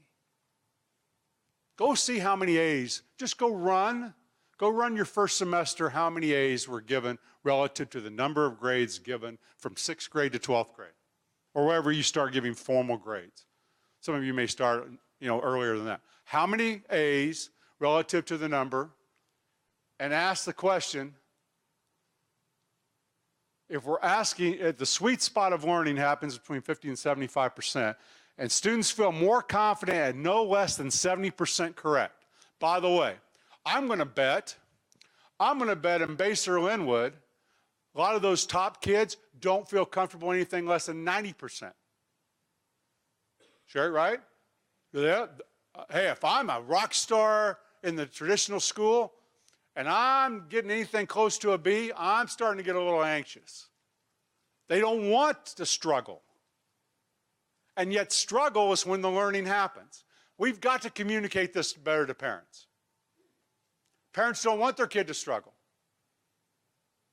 Now, the kids that struggle from day one, well, they just have to live with it. Ability actually increased more rapidly at 60% performance. Band directors know this all the time. They get it, and they get to do this all the time. And so you have to have the growth mindset, the ability to be pushed, ability to enjoy challenges, ability to understand failure. And we're not talking about failure like I charged the hill and I got shot. We're talking about just short-term failure of today leading to what I can do tomorrow. Because if you're in deep practice, it's hard work. It's intense work. And so it has to be in short duration.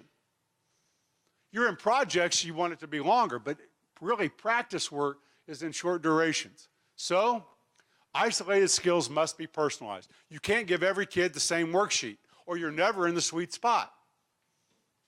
And therefore, you're never moving some kids up. So, again, if I've got 26 kids, the reason I'm doing that is because I can't manage all these other ways, these other skills. So the top end kids are like, rip that off.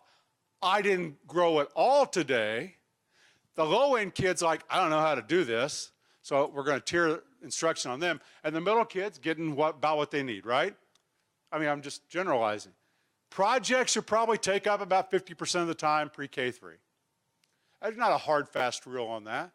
About half of the time, which means about half the time you're in skill work. Now, if you're teaching kindergarten, the length of time you can do deep practice skill work is 5 to 10 minutes, max. And then you got to break that up. Projects about 70% of the time, grade 4 to 10. There's nothing magical about this again. So you can't go and say we're going to time it, right, but in general. And grades 11 and 12 have to be heavy on preparing that transition to whatever the career in college. And so I'm in and out of school, and I'm in internships, and, so it's project, but it's a much different look. That's just what research says, and then Randy put it together, okay? Kind of a combination of both. So you're teaching pre-K, about half the time ought to be in projects. How about this research?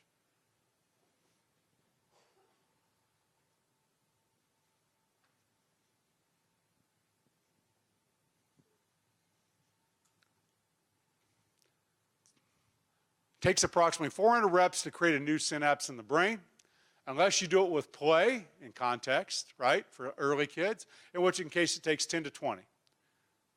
So here's what I hear from pre-K and kindergarten teachers everywhere I go, is under the No Child Left Behind era, when third grade teachers couldn't get kids to proficiency, they blamed second grade, which blamed first, which blamed, and what happened was there's this feeling, I'm not saying it's true, this feeling is, I've got to teach academics in isolation, or the third grade teachers yell at me in the faculty meetings. And there's no research that talks about doing that in isolation.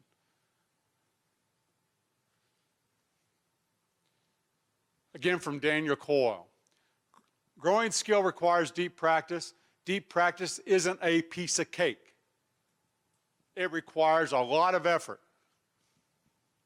You know who those kids are in school. One of the things I loved about teaching high school is you could almost have a semi-adult conversation, right, with the kid, and yet you could still change their mind, unlike adults, right? I mean, you could still try to formulate.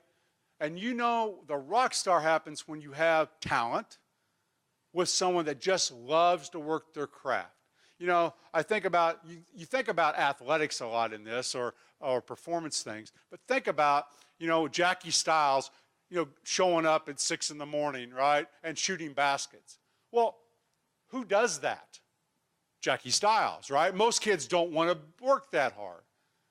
It's hard. It requires teachers to really motivate and do that work.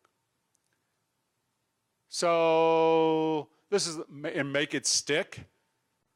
This is a baseball player, but I'm just going to kind of focus at the end. If you want to learn graphic design and master Adobe Photoshop, Illustrator, and After Effects, don't master one programming and then go to the other. This is research. This is isolated skill. Do Photoshop on Monday and Friday, Illustrator on Tuesday and Thursday, and After Effects on Wednesday and Friday, and then do projects and have to incorporate all three.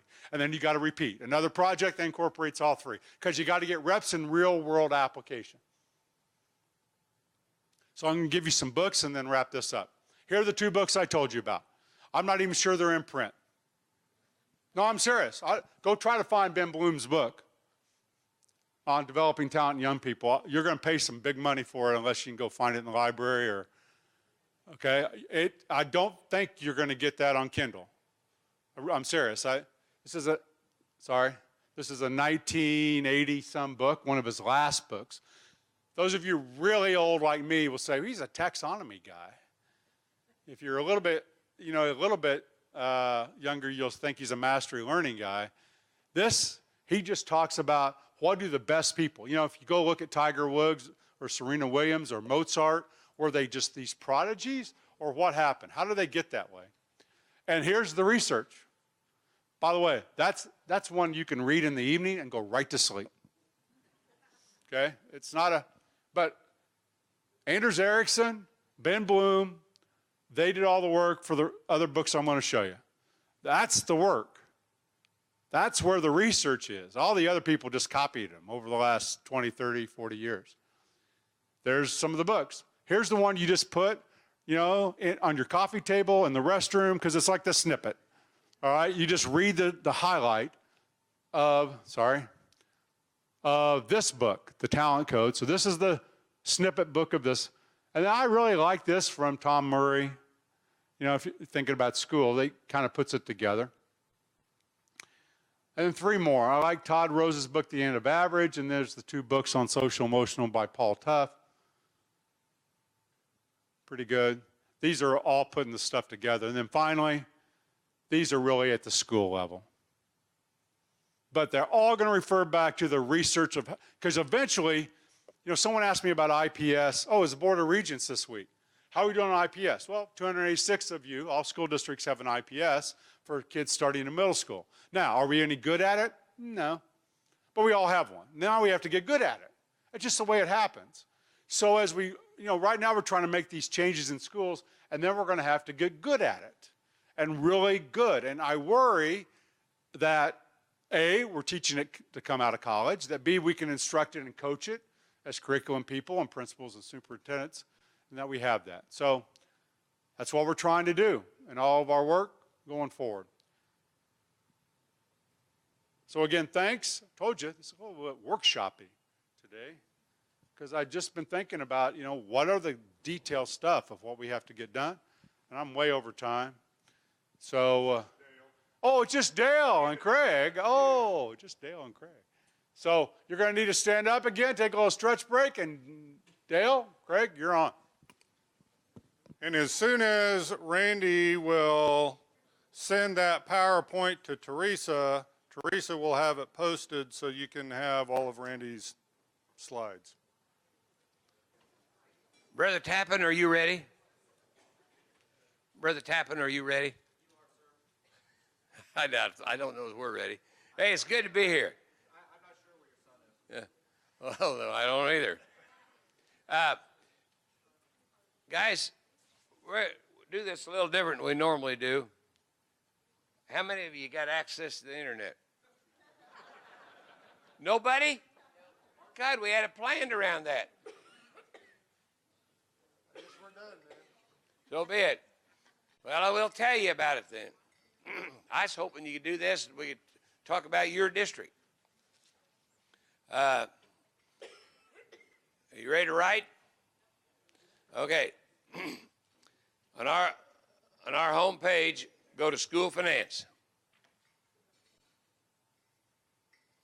You're going to have a whole list of options for you.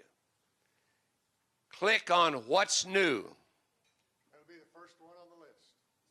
It's hard to mess it up.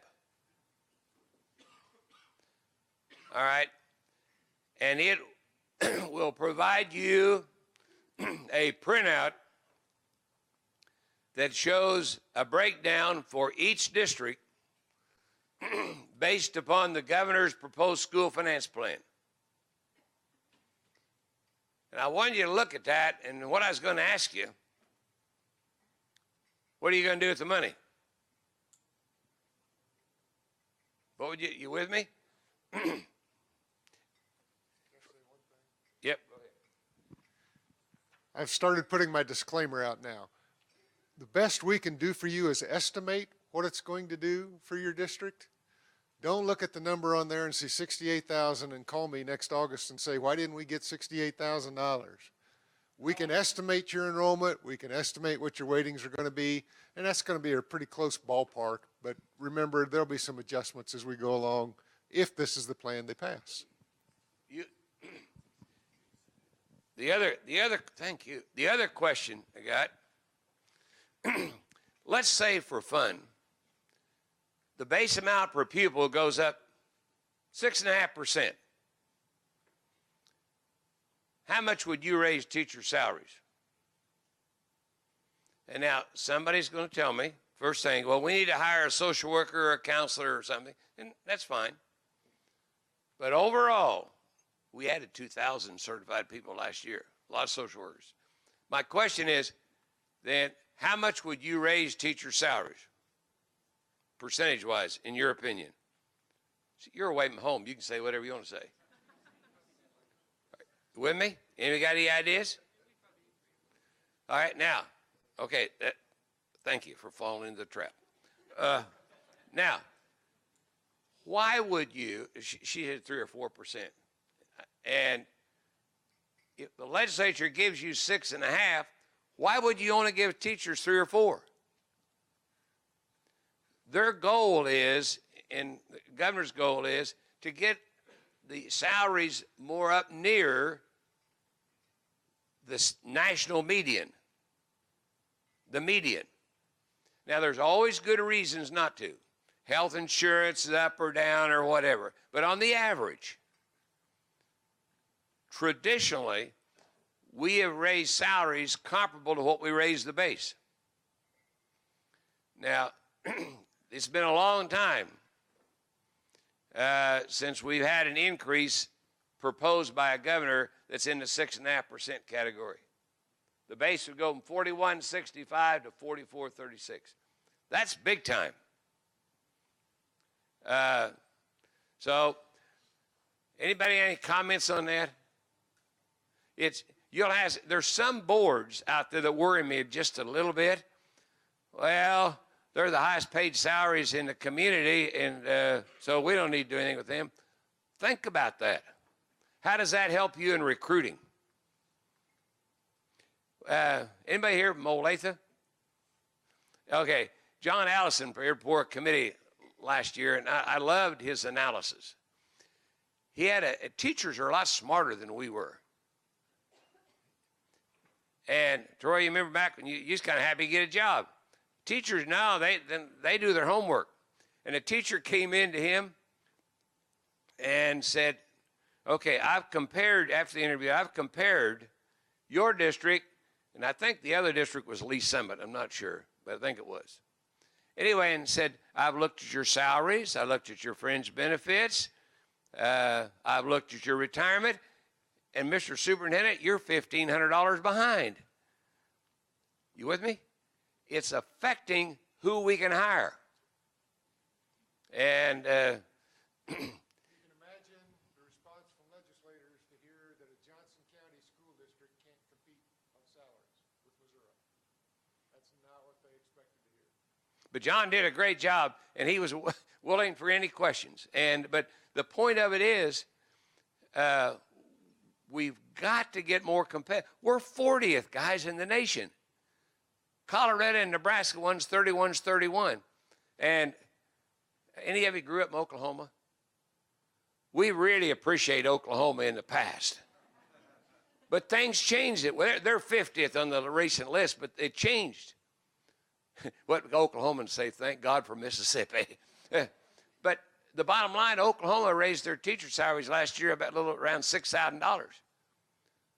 So when the new chart comes out, they're going to be, they'll be up with us.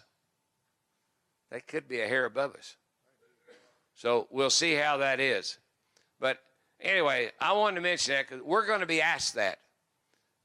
How much will teachers' salaries go up if we raise the base 6.5%? What do you want us to say?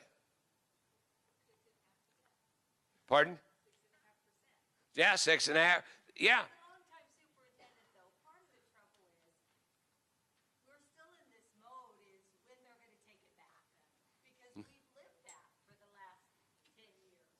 Did you hear Denise? She said, we're still worried that they may take it back. And that's true. There's a worry. We don't know how to live with prosperity. My board clerk was saying that the other day. She says, she's been there 6 years. I've never been in a school district when we've had money. I said, well, yeah. I know. And also, now I want you to think about this. You go back to what, about 10, 11 when it started? Yeah. And we've got a lot of board members don't know what it's like to get increases every year. And this would be a 4-year increase. Well, Cindy, you might even get an increase. 6.5 for the teachers, 1 for me, you know. But anyway, that is really, really important. And I know somebody's going to say, well, we've got to take care of our classified. You do. You got to take care, particularly your custodians, bus drivers, and support staff. That's very important that you do that.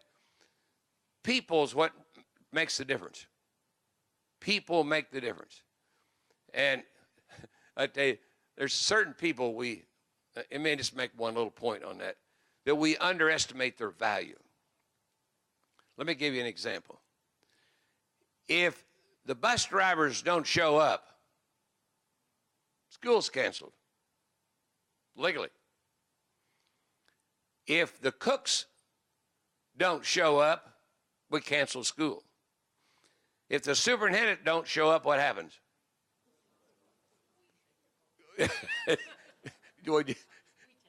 Oh, yeah, we take the call. So the point of it is, they're very, very important people. And a support person answering the phone is worth their weight in gold if they're good. So we got to take care of them. But we always want to emphasize the importance of and take care of your teachers. And let me just give you an example. Here, Craig. You pick a district, and we'll tell you what the proposed increase is in dollars to give you a feel for it, give you some idea. All right, who wants to be the guinea pig? All right. All right, Washington County, Queen of Washington County. $146,000. And you got how many kids? 350. Think about that. That's not bad. Yes. Yeah, all right. Who wants to try another one? Anybody? What about Bueller? What about Bueller?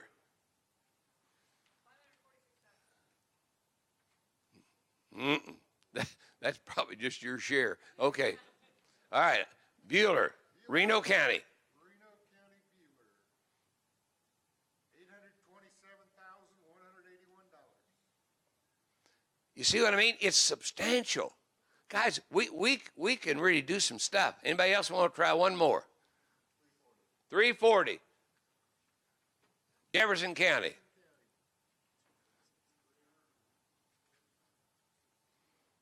How many, what do you got, 1,000 kids? How many? 850, all right, 850 kids. 343,000. That includes $7.5 million for special ed. It does. Good point. There's $7.5 million built in. She put the money in the base, but there's $7.5 million built in for special ed. It's included. Now, so, okay, anyway, I thought you'd be all hooked up and then, now, we want to go through special programs for just quickly. We had a lot of time while we brought copies, but we thought you'd get on the internet and we'd roll through it. Craig, on LOB, how much we going to do on LOB? Local option budget, that's important. Fund the current law. Whatever it is, we fund it, our share. All right, Craig, capital outlay. Fund the current law. Capital improvement, bond and interest. You may hear this a lot. Fund the current law. Special ed. What we just said, adding $7.5 million. Teacher mentoring. Same as FY19. What about professional development? Same as FY19. Parents as teachers. Same as FY19. Pre-K pilot program. Also the same as FY19. National board certification. That's the same. Oh, this is important. ACT work keys. Same as FY19. Have you got that nailed down? We thought that was simple. We got 432 phone calls on that. A lot of us from private schools wanting a free ride, but they're not included. Okay, now, listen carefully. Reading for Success, the iStation contract. No funding. If you want that, the theory was you can take it out of general aid with the money you're getting. All right, Craig, the tech ed incentive, that's the money you get for certificates for kids that got a certificate in career and tech ed. How much for that? That's supposed to be $1,000. We haven't funded it in a long time. $1,000 a kid that was really like 40. So no funding for that. Safe and secure schools. Remember we had that $5 million grant? How much for that, Craig? No funding for that. Uh, But they do still keep the operational funds that allowed us to hire 2 people, so we will continue with those staff positions. what about the mental health pilot program? Same as FY19. We don't know where that's going. The money's the same, we don't know what the program is. And say it was several of these programs were provisos, and a proviso means it's something that's good for 1 year. ACT work keys, they got to redo that. The mental health, they got to redo that. There's one more. Safe and secure schools has got to be redone, but they'll just drop that probably. Okay, any questions on any of that? The thing that changes big time is the base amount per pupil in the governor's proposal. Now, there'll be some people fight this, and they'll say you don't need it, it's too much money, and you don't know how to spend it, and all kinds of things will be said. But the court still has a final say. Now, let me tell you one more thing about that. I'll do this from memory, Craig, if I remember. April 15th, the state has to, and both sides has to file briefs on the court case. April 15th. Then on April the 25th, I think they respond to those briefs. And then on May the 9th, they'll be before the Supreme Court. Oral arguments. And the court is scheduled to issue opinion no later than June 30th. Now, let's talk if a miracle happened. If the school districts have said, if you adopt the governor's plan, they will accept it. That means if they both sides attorneys agree to that, we're done. We just submit it to the court and it's done. The court retains jurisdiction and they'll release it. So whether that happen or not, it depends on what, but if they go with the governor's rec, the plaintiffs have indicated they'd support that.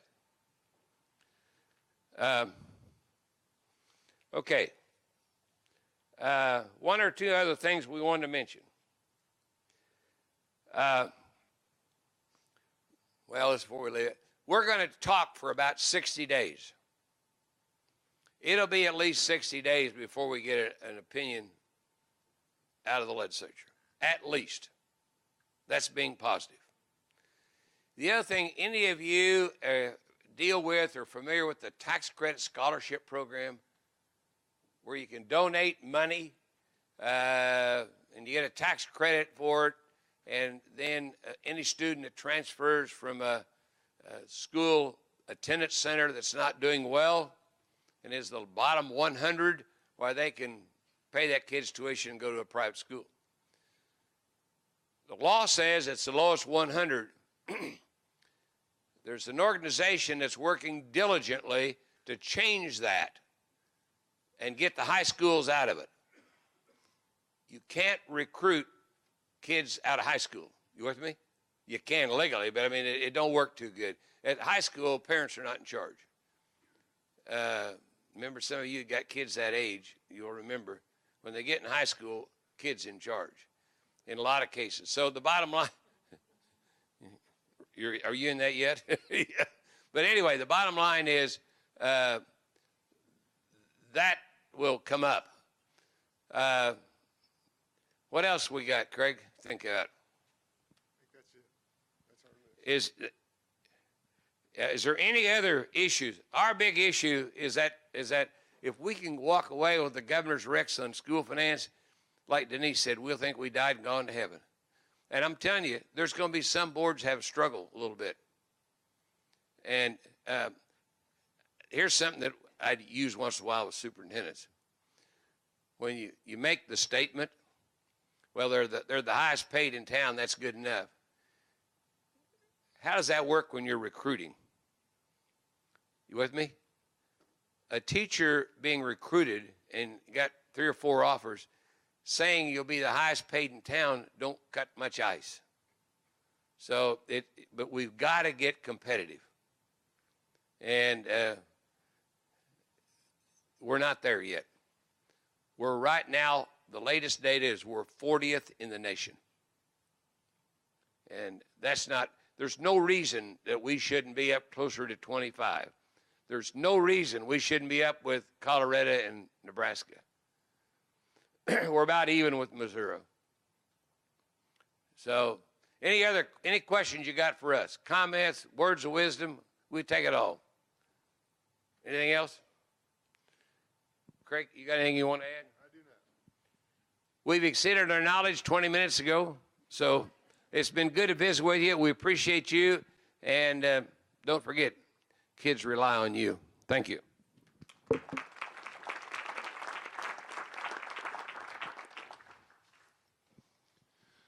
Okay, that was a lot over the course of the morning, so here's what we're going to do. Ma'am, is the food ready?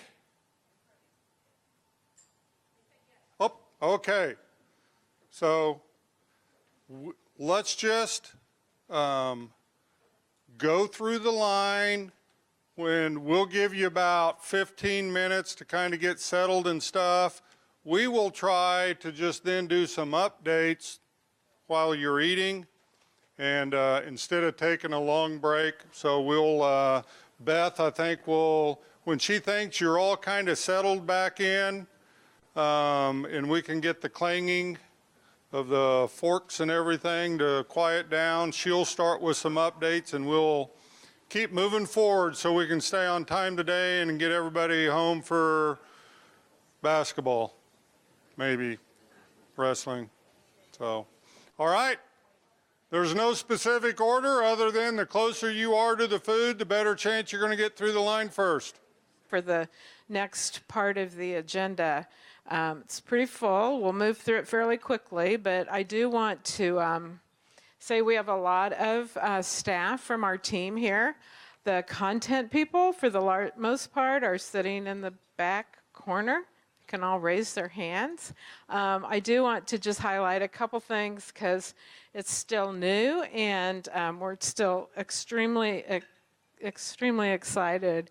And you've all met Cindy Haddocky previously. She's our elementary consultant, and we were able to add that as a new position on our team last summer, and we are so excited to be able to add that resource to help you. And I know she's been out doing a lot of work with you. She covers all of the content areas, so she definitely has, been working with, doing a lot of work with reading. She's doing some work with math, science, and we're really happy to be able to provide that service to you.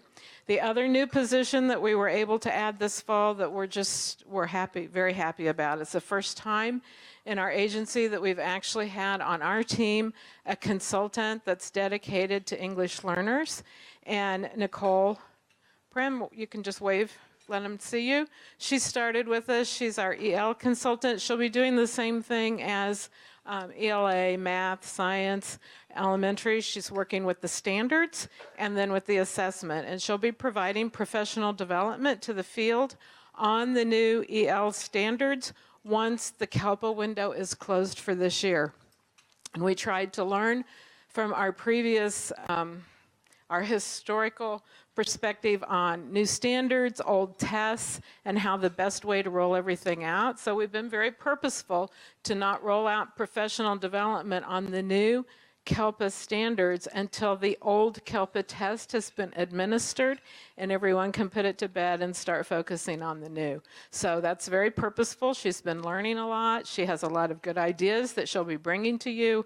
You can get in touch with her because April 1st, she's going to be ready to hit the road running and sharing with you professional development on the CALPA standards. So we're very excited about that. So that's just kind of a general update on our standards and assessment team. I'm going to move into the first topic on the agenda, which is ACT. And I just want to give a big thank you to all of you for going through the process and getting your schools set up to be able to administer the tests. So the latest data that I have from ACT says that all but 9 schools in the state, all but 9 high schools in the state have signed up to administer the ACT test, and that's awesome. As you've heard the commissioner talk last time we were together, that as a school, you should be providing that opportunity to students, and it should be a student choice whether they take the assessment or not. Now, all but 9 schools in the state have signed up to administer the test, but the downside of that is that we have 32,000 students signed up. Now, that sounds pretty good because we usually think 35 to 37,000 students per grade. But what I know from ACT is that 12,000 of those students are 12th graders. So that means we have about 20,000 juniors that'll be taking the test. That's good. That's the first year. That's a great thing. But we just want you to remember that it's the student and the parent that makes the decision on if they should take the ACT. It's not a school decision on if the student should take the ACT. So the other thing I want to say about that is that some of you may have misunderstood the 12th grade policy. So I just want to re-clarify that one more time while you still have time to go back and talk to your juniors and get them entered. Okay, the policy was for 1 year to make the test available to seniors because it's the first year the state's paying for the assessment. It's a test that the state's paying for all juniors to take. And so if you're thinking you're having kids wait till next year to take the test, they won't be taking it on the state assessment date. You'll be providing it to them some other time on your own money. Okay, because the state pays on the state assessment date, and it will be for all juniors next year. And if it's a senior that should have moved in from another state or there's some extenuating circumstance, that'll be a case-by-case decision.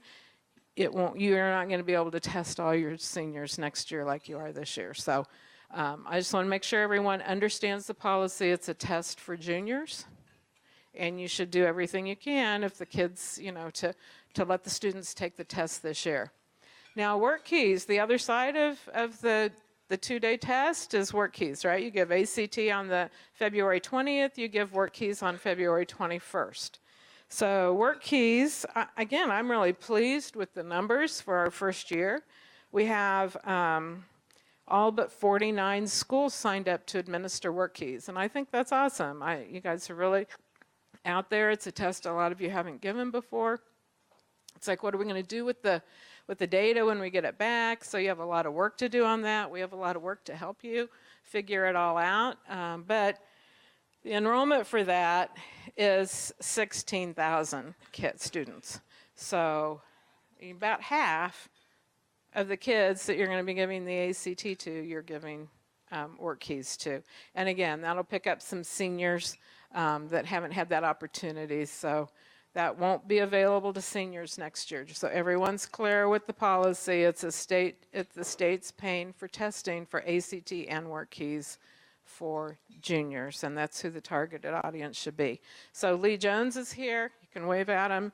He's just like he helps with state assessments. He's the one, if you have any issues, you can call him. More than likely, he's going to tell you to call ACT, because unlike our work with CETE and ATS on state assessments, we don't have any influence. We don't have a direct line. So if you call him panicked, he doesn't have anyone to call it ACT that can help or have any more pull than you're going to have when you sit on the phone and wait. That's just the way it is. We don't have a special line. We don't have a special number. We don't have a special go-to person that if you're unhappy that we can call up and fix it. That's not the way the system works with ACT. So we apologize for how long you might have to sit on hold. They do get back with you. Just sometimes it takes a lot longer than what you want. And on the positive side, I think it just shows us how much we should appreciate the work that we're getting out of CET and ATS for our state assessments. So.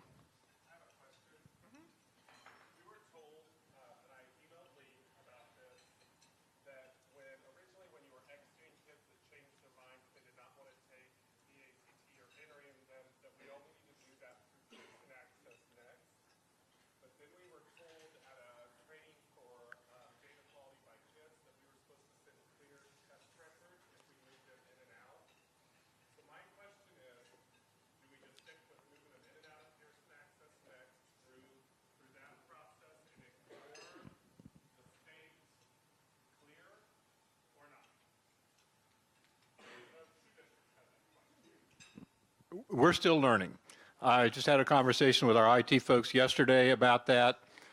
They can deal with it. If you don't do the clear record, it would make it better for them when we get the data back if we didn't have a bunch of extra kids in our system to deal with, so the clear records would be helpful. The primary thing that we want you to do, if you can, is to get them out of ACT if they're not going to take it. But again, the clear records are helpful, and it just makes it a little better for them to try and sort the data when we get it back.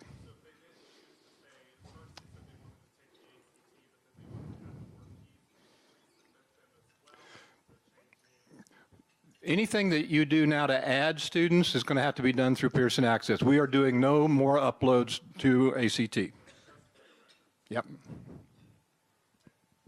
So we had a really great idea, we thought, when we started this whole process. We're learning a lot this year, and what I'll say is that once the process is finished, the tests have been administered, and we will take it to the Assessment Advisory Council for some feedback so we can refine our process for next year, because we realized that this wasn't as smooth as we thought it was going to be. So, one thing I want to add, when Beth was going through how many kids on ACT and work keys, as we go through this and you think about workforce and you think value add for a kid, I hear some districts will say, well, we're not doing work keys, but because no one in our community recognizes that.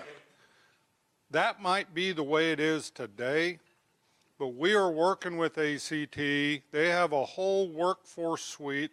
So as we go through the next few years, we're working with Chamber of Commerce, Department of Commerce.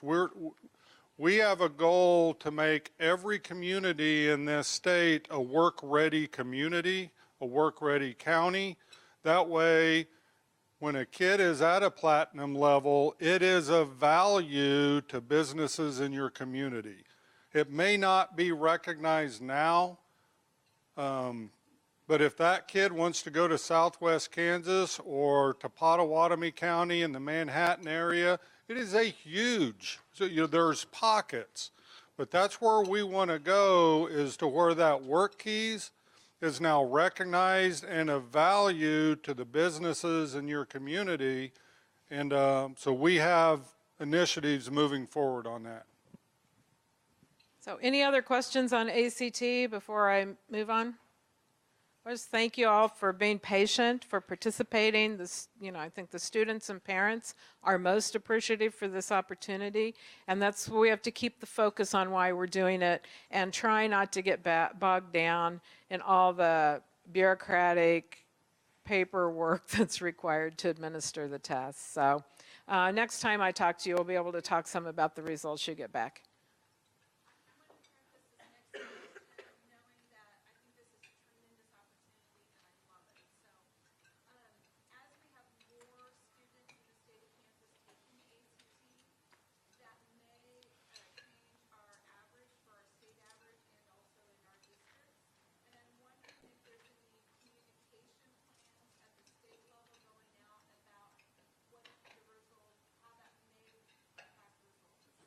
Yes, we're working on that. We're aware of that. So we're not focusing. Again, I think I don't want it to be misunderstood, because obviously when we moved from AYP testing into the next era and now into the testing we have right now, it was misunderstood about the importance of testing, the importance of kids trying their very best. But the emphasis really isn't going to be on where we are right now, because we understand the more kids you test and you're broadening your base and you're testing kids that may not have had that opportunity to test before. It's just like the data or the chart that Randy had on the screen earlier. You might see a little dip before you go up. Yes, and we have been communicating with the state board. Our communications person is working with us, but ACT has communicated with us. We're at about 75 to 77% of our juniors take it right now. Every state that has done a statewide initiative like Kansas, in 2 years, most likely we will be at 95% or higher. And we all know the more kids that take it, our composites, it's all going to go down. We know that. But you're not going to be judged or based on that. We will help you to communicate, and we've already started at the state level with the board, just anticipating the obvious. The more of your population that takes it, because it happened in every other state too. So, and districts that have gone district-wide and been paying for it themselves for years have dealt with that issue. So we'll be leaning on them for some good, communication strategies and everything. But again, the focus is giving the opportunity to students. It's not on. We don't have that as we don't have a level that we expect. We just want all kids to have that opportunity. Okay, so to move on to the next topic would be assessments. And so I do want to point out to you that, a couple different things. One, what's most near and dear to all of your hearts, for those of you that are participating, the NAEP window opens in another week. So someone will probably be coming around to your school to administer NAEP, and we just thank you for participating. And it's very valuable. It's another, as you look at your data in your local districts and in your buildings for different sources to kind of help you understand what students are doing, we look at the state level at the NAEP data so that we hope that, the percent of kids that are doing exceptionally well kind of matches up with what we're seeing on state assessments and what we see with ACT. It's part of what we use the data for. Doesn't have any implications on any individual student or any individual building, except that we do need you to participate so we have accurate data. So thank you for that.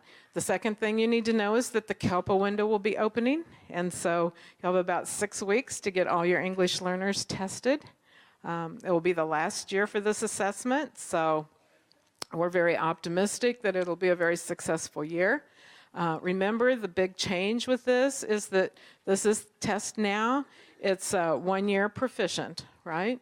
So if the kids pass the test, then you have choices for next year. You can keep them in a transitional period and continue to provide services to them, or you can just move them on to monitored. So if you have other questions about that, we're here to answer your questions. Nicole's back here, and Lee, myself, will be glad to answer any CALPA questions that you might have. And then, after you come back around spring break anyway, either you might go to spring break and come back, or you'll start testing right before you go on spring break. We'll start the assessment for ELA, math, and science. And we didn't have any big changes for this year, so we're expecting everything to be pretty much like last year. That's our goal. The assessment gets delivered, everyone takes it, we get your score reports back to you before school's out. So that's on the assessment side. What I wanted to spend the rest of my time today before I turn it over to Sarah and Melissa to talk about standards is I want to go through just a little bit with you on ESSA. Okay, and I'm going to focus on the annual measures that we've just recently put up on the website. I was going to demo it to you, but we seem to not be able to have internet connection in here. So I'm going to just tell you where it's at, and then you have a handout in front of you, and I'm going to walk you through just a little bit of information on it. So when you go out and look at your schools, you won't just, so you have a heads up on how to be a little bit prepared for it, okay? So if you go to the building report card, and I'm going to tell you the way I get to it, but there are other ways to get to it, okay? So if you go to the building report card at ksde.org, and that's going to come up, and if you click on state results, and then a screen's going to come up. You're going to be directed to another page, and you have to look along the top where there are different things that you could pick, okay? And if you go, I think it's the next to the last one on the right. It's going to say ESSA. And that's something new we've just added, so you probably haven't been there. If you're not used to looking up there to get to where you want and you're looking for those tiles or whatever, go to the top where it says ESSA, and then you're going to click on it, and there's going to be a drop-down box, okay? And what you're going to find in that drop-down box is what's identified on this piece of paper that's a handout at each of your tables. You're going to see academic achievement, gap, ELL, the performance of students at level 1, and the graduation rate. However, I will tell you at this point, we put this out there and then we found out some of our graduation calculations weren't accurate, so the graduation's been pulled down for right now, but it should be up. I think we're about finished testing it, so I would expect it to be up next week. So you're going to find all those measures, okay? And that's then when you look at the academic achievement, okay, you're going to see for your all students group and any subgroup of students that has 30 students in your building. So we'll take the most popular one for most of you, free and reduced lunch. If you have at least 30 students in free and reduced lunch, you're going to see that identified as a subgroup. If you're a very small building, you're not going to have any information other than your all students. Okay? So when you get to that page and you get that drop down, you pick your district, you pick your building, and it's going to show you a table. And it's going to tell you how many students, because this is the federal guideline, right? How many students are proficient? That's a level 3 or 4 on the state assessment. And then there's going to be a label that's attached to it. And the labels have been identified with this triangle at the bottom of the page, right? So for every subgroup, we're going to take the state average and we're going to do this distribution. So if, and some of these numbers are going to be amazing to you, okay? So I can tell you when I was spot checking it, I looked at a building that for students with disabilities, they had 1.58% proficient. And the label that followed that was meeting. Okay, so all of us should be saying, how could that be? You know, I mean, we want all of our kids to, we're trying to increase rigor here, and what are we measuring, and how are you saying that's successful? We're not saying it's at the place where we expect it. We're saying based on the average of all students with disabilities in the state, because for students with disabilities, we have a lot of people in the negative numbers, okay? So that 1.58% was in that range that we're showing you gets labeled as meeting. Now it's going to be confusing. You're going to have a hard time probably explaining that to a lot of people. And just because you're meeting it doesn't mean that it's where you want to be and you shouldn't do anything else. It means compared to the state average, this is how your students are performing.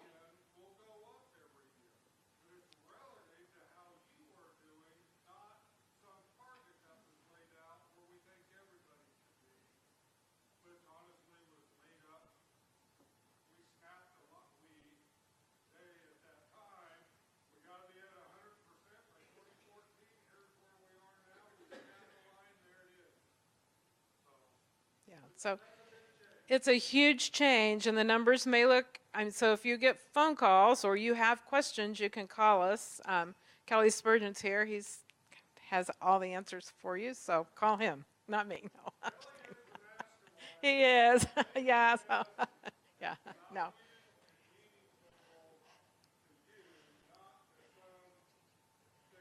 Yeah. So if you don't see a subgroup that you have in your school listed, it's because we don't have 30 students in that subgroup to report data on. All students in the subgroup in the state are included in the state average when we calculate it. So it's not just the schools that have 30 kids that are contributing to that average. Everyone's included for the state average, and then we report out publicly. We're also working on, because I think you need some, what we realized after we put this up and we had some internal conversation, is that you need some context for this. It doesn't really help to look at your number if you don't know in relation to what. So we're working on putting state results up there so you can look at. So it will be over time. We'll eventually get it up. And once we think everything's up there, it's accurate, and we've got it all documented sufficiently, we'll put some emails out to let you know that it's there. But I didn't want you to get phone calls because we're doing a soft roll on this because we're still kind of building it as we go, finding some errors, trying to get it fixed before we do a big rollout and letting everyone know where it's at. But by law, we were required to have all this information up by the first of the year, so we met the federal expectation. But like I say, we're still tweaking it as we go. So we're around, we're available, we can help you understand it if you have questions. So. Is there an easy way to get all of our buildings and all of the data without clicking into everything?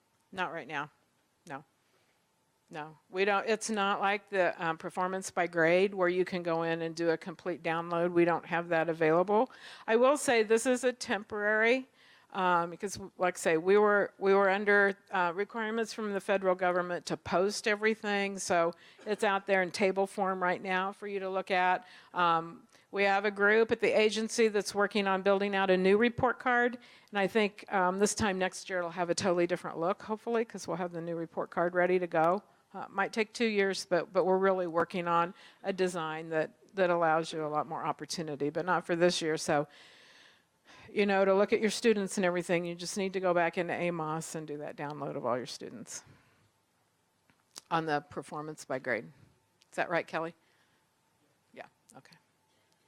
So that's, if you have other questions about assessments or ESSA, I'll answer that. Otherwise, I want to give my time up to the standards group to have a conversation.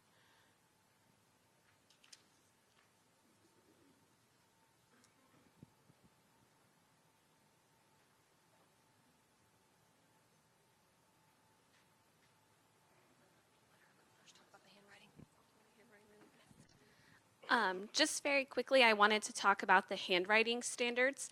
Our handwriting standards for the state are up for review.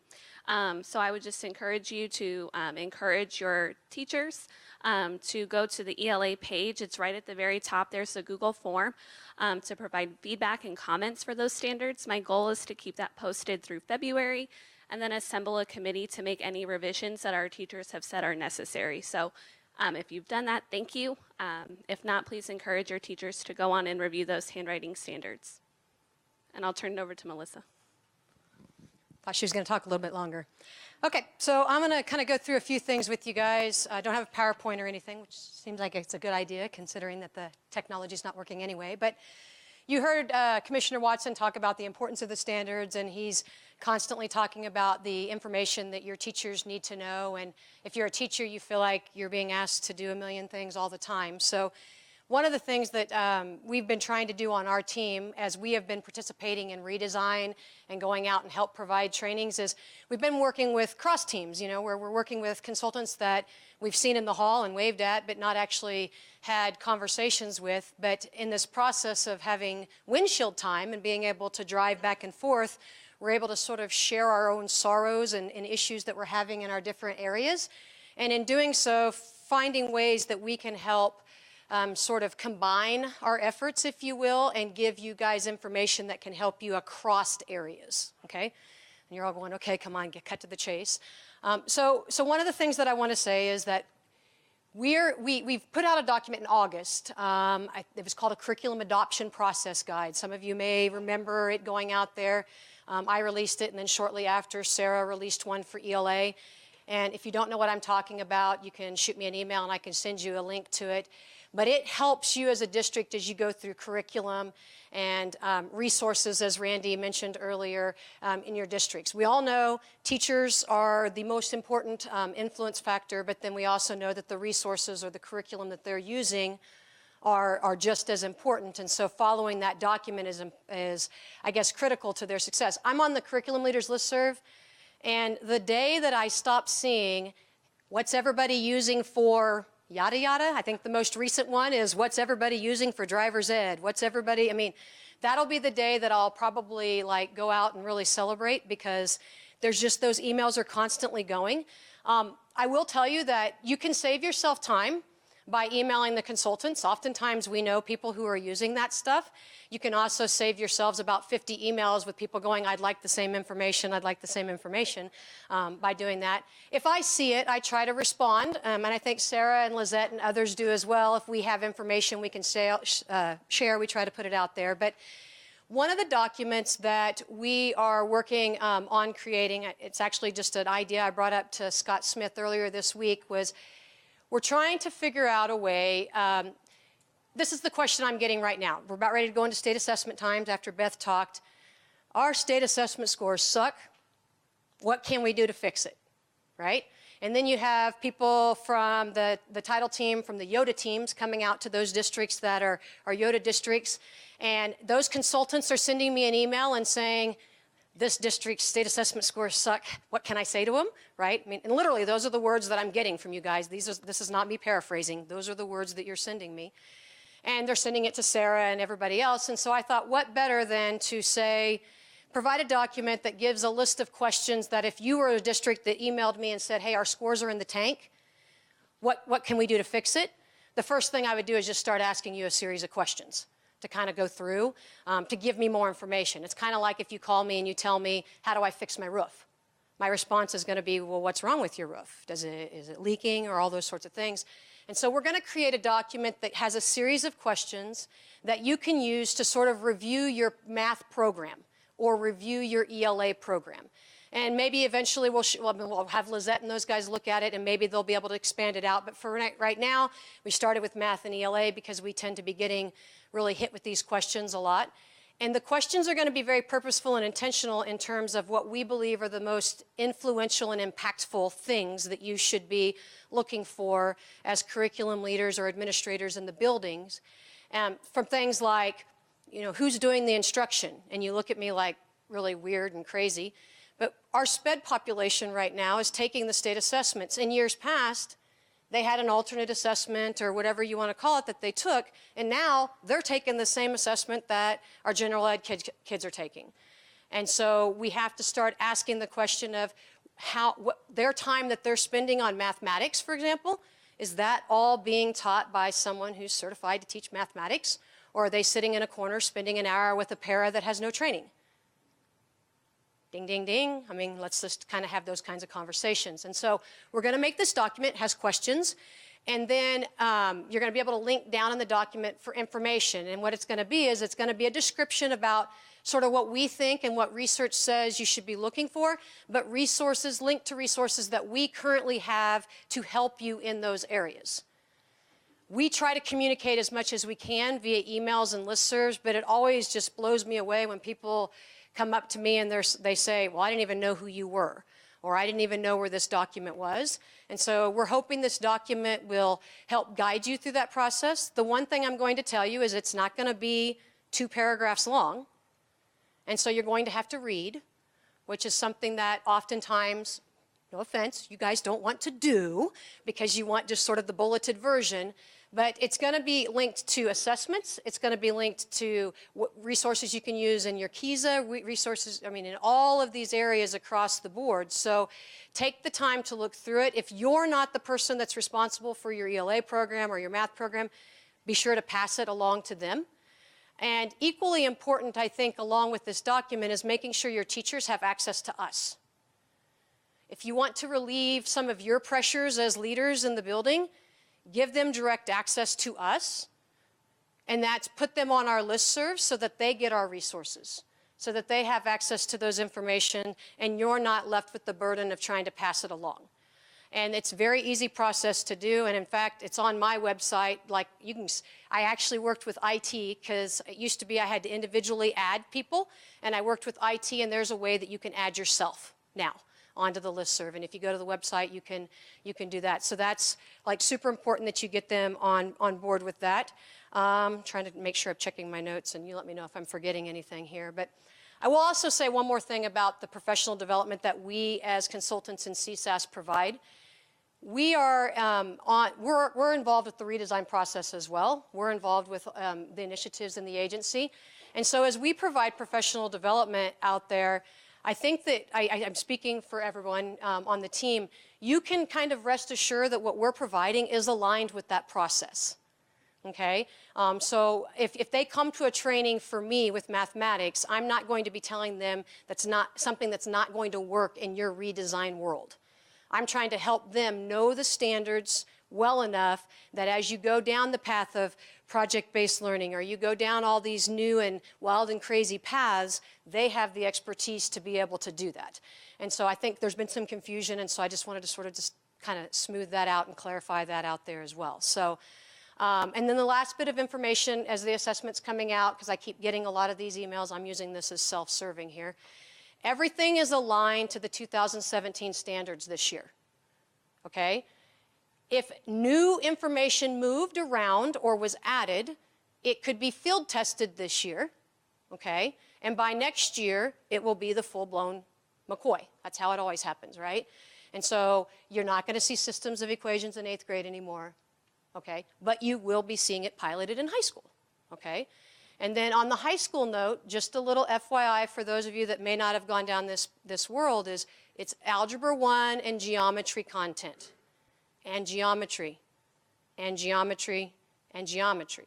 And the reason I say that is some of the districts with the old assessment when it was in 11th grade, they changed their sequencing to be Algebra 1, Algebra 2, geometry, because the assessment was mainly Algebra 1, Algebra 2.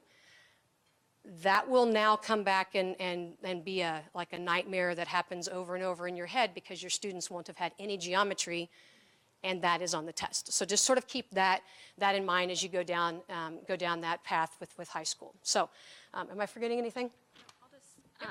I'm really excited about this document. I think one thing that Randy said this morning was that a lot of times the textbook is seen as the curriculum, and we know that the textbook should be a resource. And so once you've gone through that adoption guide and you know that you've chosen a rigorous and a relevant text, then it's time to make sure that what you're doing with that text is meaningful and purposeful.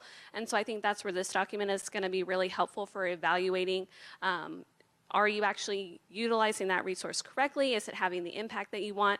And are you really coming back to the standards? Because that's what should be driving our instruction and leads back to the state assessment. And I'll just plug really quickly. The interim, the third interim window is, I believe, February 4th through the 15th. So those interims are an accurate prediction of how a student will perform on the state assessment if they complete all three. So making sure that you're using those and evaluating the data that you receive from those, and not taking that data to do kill and drill, but to, again, give students that deep practice as we learned about this morning. So any questions for you guys? Anything's on the table? Because obviously we've mentioned all the biggies, but. Okay, so thank you very much. I don't know who I'm handing it off to because it's still lunchtime, so.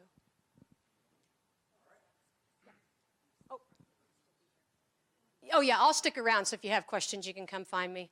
I guess I'll do that just because you asked. So. All right. Thanks, Melissa. Thank you. So I see a lot of familiar faces in the room, but for those who don't know me, my name is Dean Zeitz, and I'm with the Special Education and Title Services team. And before we get going, just because we've now had 3 people talk and we just had a nice big lunch, if you want to stand up for a moment and stretch, or if you need to go grab more coffee, just feel free to do so. You know, because we're gonna keep plugging right along, but I want you to take care of yourselves. So back in beginning of December. We did get a request on our team from Brad and Teresa to ask if we would come and talk about federal funding. And when the email came through, I was sitting next to my colleague Tate Tateman, and I looked at him and I said, well, that's going to be a real quick and easy update. Well, I mean, unless something went terribly, terribly wrong between now and January. And we are now in day 28 of terribly, terribly wrong. But But the good news that I have to share with you all for what you need to know is that, yes, a portion of the federal government is shut down, and for a portion of the federal government, funds are kind of turned off for now or will be soon. But for the programs that are under Department of Education, U.S. Department of Education, which include like our IDA, our special education funds, as well as the Title I funds, Title II, those other funds through the Elementary and Secondary Education Act, those are still flowing. And those are still flowing because back in September, Congress passed a big appropriations bill that included all of the U.S. Department of Education and fully funded that through September of next year, well, of this year now, 2019. But so let me just talk to you a little bit, though, about kind of what's coming up and what you can expect to see for funding here in this upcoming year in the 1920 school year. And you should have seen a few weeks ago, we did send out from our office a update for everyone to look at on the census data that the U.S. Department of Education uses to actually calculate Title I and other ESEA awards.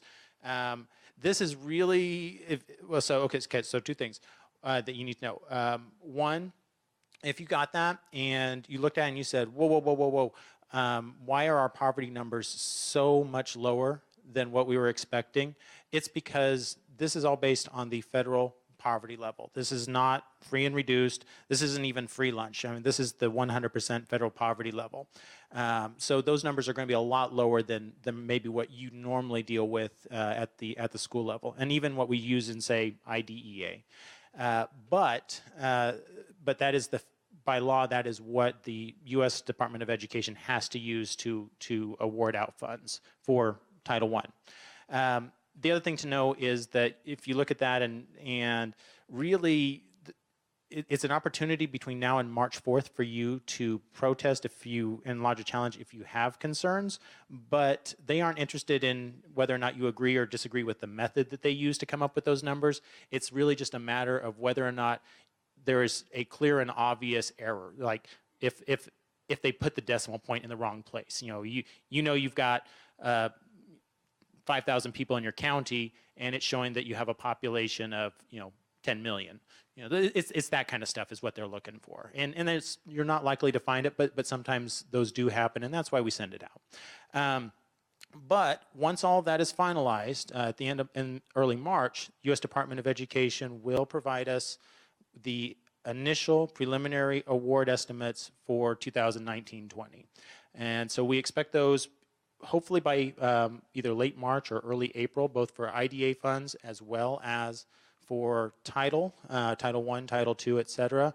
And as of right now, we believe that the funding should stay approximately flat. The overall appropriations that Congress passed back in September are just either flat or slightly higher than what they appropriated in prior years. So really the amount that Kansas will get is relative, it depends on how, depends on how things have shifted for us demographically as compared to the rest of the country. And one thing we do know is that the data that they base poverty on, the 2016 and 2017 poverty data, we do know that Kansas was one of the states that increased in poverty between 2016 and 2017. Yay us! So as a result, we will see a little bit more funding proportionately to other states. But and this is really important. The other big factor for title funding is the amount that the state makes available to districts per pupil for just general education. Not at-risk funds, not for any particular thing, but just in general, how much does your state provide for per pupil spending? And because of the way the formula works, and because they use data from a couple of years back, we will, this year, when they're running those numbers, they're still going to be looking at our data from when we were under the block grants. So even though our state legislature has in recent years increased funding, the funding that the total award that we have coming from the U.S. Department of Education, we expect to be about the same level as it was last year, which was a big decrease from what we had the prior year. And that is because they're using that lag data from clear back when we were in the block grants. Now, the good news is that we expect that next year, that's going to correct itself, and we're going to see that go right back up. But for this year, all indications are that it's going to be roughly flat compared to what you got in 18-19. And really, so first of all, I'm going to pause for just a second. Does anyone have any questions on kind of the amounts so far? All right. And IDA also we expect to be more or less flat. All right. So the other, just a couple of quick notes, and then I'm going to kick it off to our next one, is just wanted to make sure we're pointing out that with the new ESEA funds, there's been a lot of confusion and some different things out there about supplement, not supplant, particularly around like Title II and Title IV and some of these other funds that are either new or have been expanded. And just the important thing to realize is that even for some of these funds, like for Title II, where you can use that for all kinds of different professional development opportunities within your district for many of your staff. Title IV is another one where there's all kinds of opportunities on what you can spend that money on in your district, and it can be used for any children. But the provisions of supplement, not supplant, always apply. And so what that means is you might call myself or Tate up and say, hey, we want to use our Title II dollars to provide this new to pay for our staff to go to bring in a speaker that we always have come in each year on reading interventions. And is that, is there any issues with that? And what we would say is, well, you said, you've had this person coming in before. What were you paying for it before out of? And if it's state and local funds, if you're now doing it with federal funds, it's supplanting. But that's exact same scenario. If either it's a new situation where they're coming in, you haven't paid for it before out of state or local funds, or if it was out of other federal funds, it's not an issue. So the point of it there is that just be mindful of, with supplement, not supplant, that the whole idea with all these federal funds is that they are to increase your capacity and to build on what's already there. Now, there's going to be some exceptions, but the important thing for you to know is that that's the general rule. If you have questions about a specific circumstance or something specific that you want to do, reach out to either myself or Tate or Doug or other members of our special education and title services team, and we'll work with you to figure out something that will work for you all. Because at the end of the day, we want you to be successful, and there are ways to make this work, but we also don't want you to get in a position where you're going to get dinged after the fact by some auditor or someone else that we don't have any control over. So I just want you to be aware of that. And then finally, and along the same lines, evidence-based practices. So both for the ESEA programs, Title I, Title II, Title III on down the line, as well as now for our state at-risk funds, there are requirements both now at the federal level and then also now at our state level that, that those funds are used to pay for evidence-based practices. And in the case of the federal law, there is a very specific definition of what evidence-based means. You don't get to pick what evidence-based means. It is now very explicitly defined. And now there are some options. It's kind of a continuum. It's everything from something that's gone through a very rigorous study all the way down to if it's something you can have an idea where maybe it's not actually, maybe there hasn't actually been a trial of it, but you have an idea that's based on sound research, and you then also include a mechanism to evaluate whether or not it is in fact successful over time. And the important thing for you to know right now is that on the KSDE website, we do have a page on there that links to a lot of these different resources that has the specific definitions of what I'm talking about, but also then links to some really good strategies, practices across all grade levels, across the reading, science, math, across all those different areas of good evidence-based resources that are out there. And also understand that you're not limited only to those, but that is a good place to start from if you're not sure if what you're doing is evidence-based. And that's about all I'm going to say on that for now. But if you have specific questions, again, please feel free to reach out to myself or anyone else on our early childhood, or I'm sorry, on our special education title services team. So that's it. Questions? All right, kick it back to Brad. All right, thanks, Dean.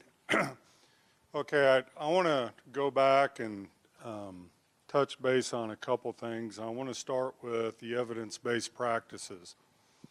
Last year, in the new school finance bill, they required us to post everything that you're allowed, because you over $300 million you get in at-risk money. What you spend that $300 million on has to be on that list. Now, I've had superintendents and people go, well, wait a minute, do I have to cancel? No. Most likely what you are doing will be on that list. It's very exhaustive. What's not on there is vendors. So, and I think some legislators were like, well, wait a minute, I don't see JAG on there, I don't see iStation, I don't see Lexia. Those are tools that will help you meet certain best practices. So when you get on there, you're not going to see, you know, some program, because the programs, that's up to you to decide on how you want to do that. So if you haven't been on there and you look on it, best practices doesn't mean Lexia, doesn't mean iStation, doesn't mean, those are just programs that help you reach whatever you're trying to accomplish. Does that make sense? So just to make sure, because some people, you know, we get there for a while, I was getting like 5 a day and Randy 20 a day. Hey, we've got this research-based program we'd like to have posted on your lit. No, it's the research. It's the best practice. We leave it up to you. You're not going to find a list of vendors or products on there. So just to make that clear. How many of you in here have a 4-year-old at-risk program? Okay. How many of you in here, you may or may not know, well, I won't even ask that. So I'm going to give you a scenario, assuming that every one of you raised your hand, have this scenario.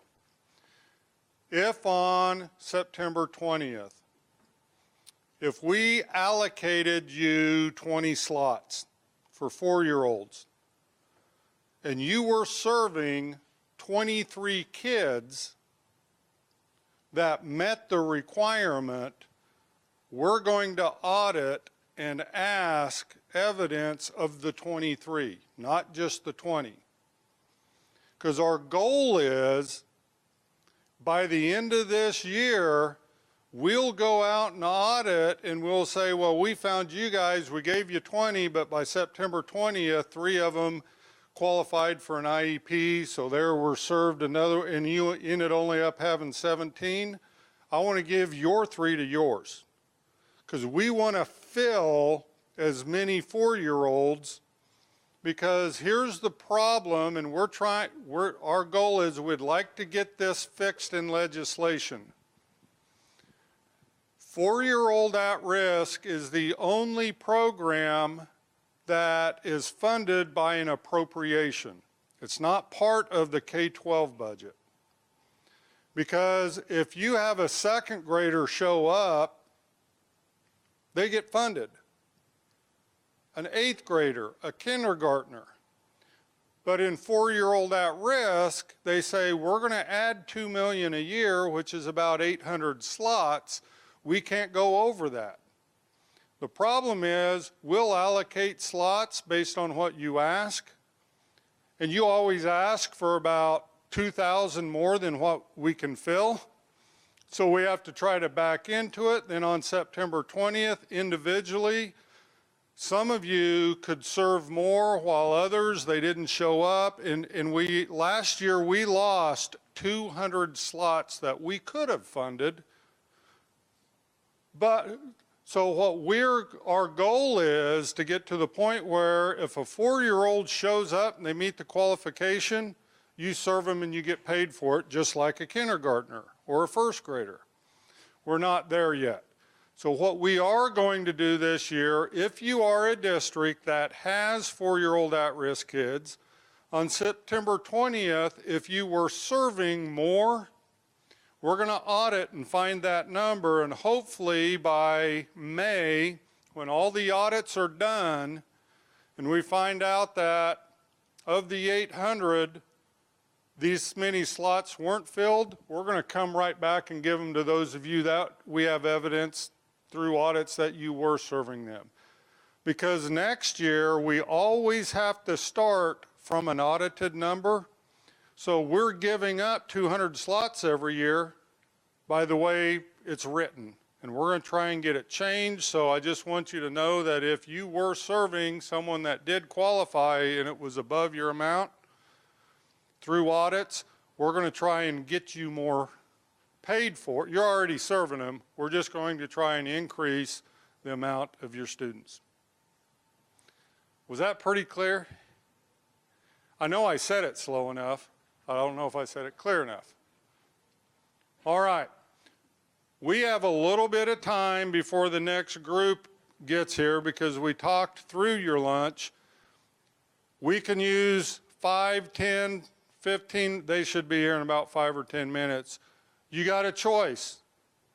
You can either ask questions about anything, you can talk amongst yourselves, or you could all get up and go to the restroom. There'd be a line. You want a break, or do you have questions? Yes. A break? Okay. As soon as our next group gets here, it could be in 5 minutes, 10 minutes, but I do know they'll be here by 1. Let's take a break. Unless you have questions, come up and ask. I do, for those of you that are in here, I do want you to know a couple things.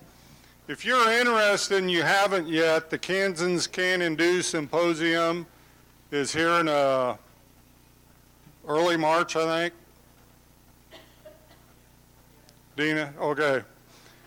If a lot of breakout sessions, just learning again what some of the schools that have been going through redesign, what they're learning, their challenges, their successes. Next year's annual conference, we're going to looking at shifting it up just a little bit. Mark and Teresa are leads on this, and so we'll still have the pre-conference geared more around redesign, trying to get people that want to learn more about it. The annual conference, and here's just what we're looking at. The annual conference, we're going to really try to gear the breakout sessions towards the things that people are asking us a lot of questions about. Project-based learning, personalized learning, specifically what districts are doing to increase graduation, and, you know, the board outcomes and the redesign principles. We're also looking at shifting the morning up just a little. You guys come on up. I'm just talking till you get here, up here. I know you're here.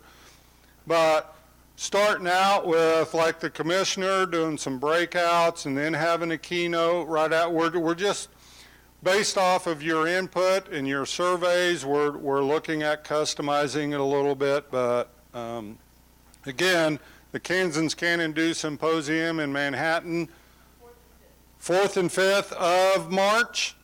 There you go. So if you want to get plugged in, that's a good conference. So, Dr. Bagshaw. It's always nice being last on the agenda right on Friday, and everybody's going to go, but actually Susan will be last. So if you have questions for her, you can do that. I wanted to take just a few minutes to give you some updates and some things that, does this work? Do we use this or just hit the arrow? The up side? I don't want to mess it up. Forward? To the right. To the right? To the right? Okay. There we go. You got it from there? Yep, I did, thanks. So, one of the things that I hope you'll agree with me on here in a few minutes is that with respect to KISA, for those of you who have been paying attention to the updates and things we're doing, we really have worked very hard to try to be responsive. So last year we had a workbook, and the workbook was to let the chair and the, hey Holly, how are you? Firefly. Know what they needed to do, and so the idea was at the visit that the chair would fill out the questions in the workbook, and some people that didn't work, the chair couldn't lead the meeting and fill out the workbook, and so the system was filling out the workbook, and some people would tell us about that because they wanted to be up front, and other people wouldn't tell us about it because they thought that was wrong, and it was all good. It got finished. It got done.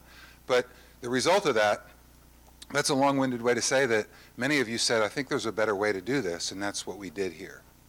So what we have done this year is we have taken, I want to talk about two things real quickly. What was the workbook, which had space and you could write in it and work in it and put it online. This is now just a guidance book, and there are basically three main sections. There's a section in there, and if you want to, and if you're at your computer, you can go to the KSDE website, and over on the right, the Common Resources, when you click on KISA, the first thing, we put this guidance book up there this morning. We just finished it the other day, so you could look at it. So there are three basic sections. One, here is everything that you do as a system. Your yearly updates, which in year 1, 2, 3, 4, 5, just answer the questions, fill in the blanks, provide that information, and it's right there. As the OVT, there's a section for the OVT. Here are 6 questions, which are your annual summary for years 1, 2, 3, 4, and your final summary for year 5, and it's right there. The third section is for the ARC, the Accreditation Review Council, and here are a couple of things that they're going to fill out so that you can see what it is the ARC is going to look at and what they're going to provide to the board in the way of a recommendation. So when you sign in to KISA through authenticated applications, and those of you who are at the district level, many of you already have, certainly if you're a superintendent and everybody on your team has access to some degree in authenticated applications, so it's already in there, you can go in there. So, in other words, if you're the district representative who is going to fill out the KISA pages, then you have editing rights and you can do that. All those other groups I just mentioned, the ARC and the OVT, and those of us at KSDE, and even the state board members, will be able to go in there and view what you put in there. But they can't edit it or change it. Only the person who puts it in there can edit it or change it. So the value in that, I think, is right now we have 2 systems that went through last year, is year 5. We have 8 public USDs that are going through this spring and about 20 next year. So we're already looking at those 20 who are in year 4 this year, and we'll go another full year, and we're starting to look at what they're putting in there and how they're doing and how they're progressing, so we can see that you're either doing fine or you need to rigor it up a little bit, or you do need to have a visitation team and a chair, so we can be looking in there so that by the time you get into year 4 and particularly into year 5, we've already been able to know and look in on you and help you and support you in that way. So there's no secrets, there's no I gotcha, it's transparent so we can all help and we can all work within that. So, and that's in the authenticated application. It'll all be there when you go look in there. This guidebook is made up of the screenshots and the questions and the information that is in the authenticated web app. So in the authenticated web app, you'll have a question and you'll have a workspace to answer your question. In this book, you'll have a question, and right below that will be another question. It's in the same sequence and it's lined up as it is in the application, but this is just a document for you to go in here and say, how does this work? What do I do as a system every year? What's expected of me? What is the OVT going to do when they come in here? What's expected of them? And what is the ARC going to take a look at? And how is that going to work?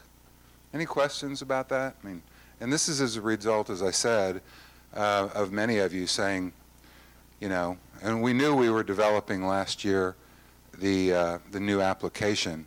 And if you think about it, when you go in there to the authenticated application for a system, it'll say system yearly updates for year 1. And it's just the questions. Why are you doing this? Why are you doing that? How did that come about? What data led you to believe? All the things that you already know. Just go in there and answer the questions. The other thing that I think you'll find helpful here, if you are a redesign district, if you're a Mercury, Gemini 2, coming up on Apollo, and you've been spending a lot of time in redesign, we really would like to think that if you do all your redesign stuff, when you go into KISA and you answer the questions, you're good. There's no double work, there's no different thing. If you are not a redesign district and you go into KISA and answer the questions with all the strategies, you're good. And ultimately, you'll find out that they're one and the same, your strategies, your goals, your objectives. Where there was a little difference in terminology, we corrected that. The other thing that I want to mention about this is in the back of this, there's an appendix. And there's some information about redesign, and there's some information about action plan templates, and there's a glossary in there, and there are the rubrics and the components and the redesign principles. It's just all right there for you. So this is a real, a good one-stop kind of place to figure out the whole thing. Like I said, it's on our website today. When we put it up there, it's up there in a page format, so you scroll down through the pages. We do also have a booked format, so if you have the ability in your district to print it up or wanted to print it up in a book format or a booklet and stapled or bound or however, we have that format as well. If you want to, we'll probably put it up there so they're both there anyway if you want to use them. But at least right now, so you can go in there and look, you can look and scroll through that. Any questions about the resource, about this booklet? Okay. Over the past several months, and we're still doing it, chair support calls on Zoom. Every week we have one for someone. We have them for the systems, we've had them for the OVT, the chair, virtually anybody, no pun intended. Holly, did you get that virtually? No Zoom. My daughters don't think I'm funny either. No, they don't.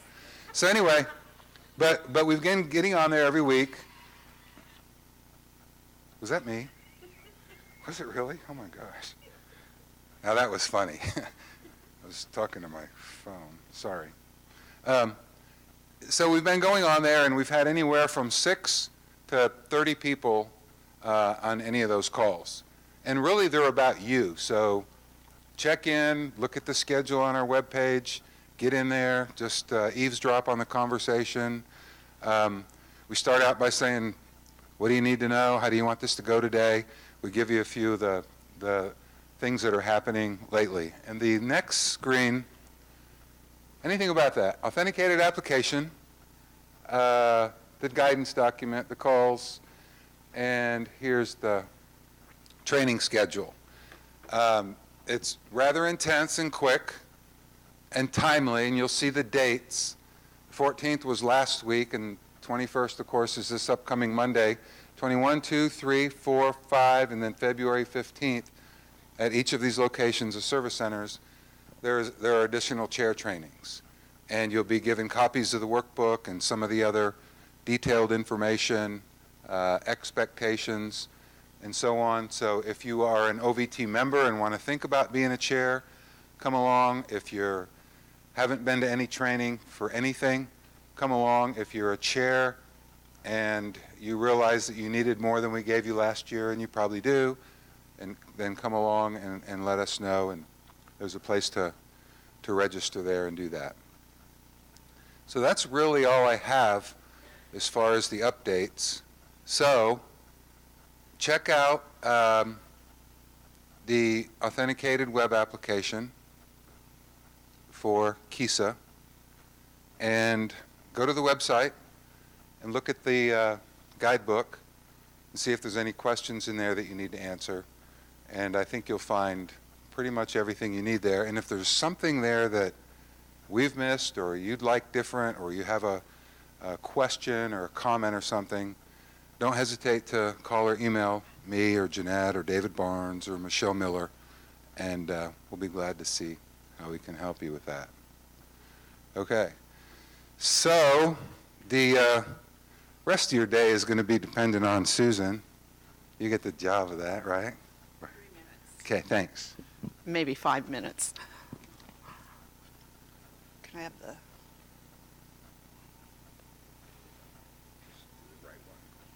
Okay. We're taking advantage of all these group meetings and asking you to help share the information that we're launching the Form 3 renewal of a professional license.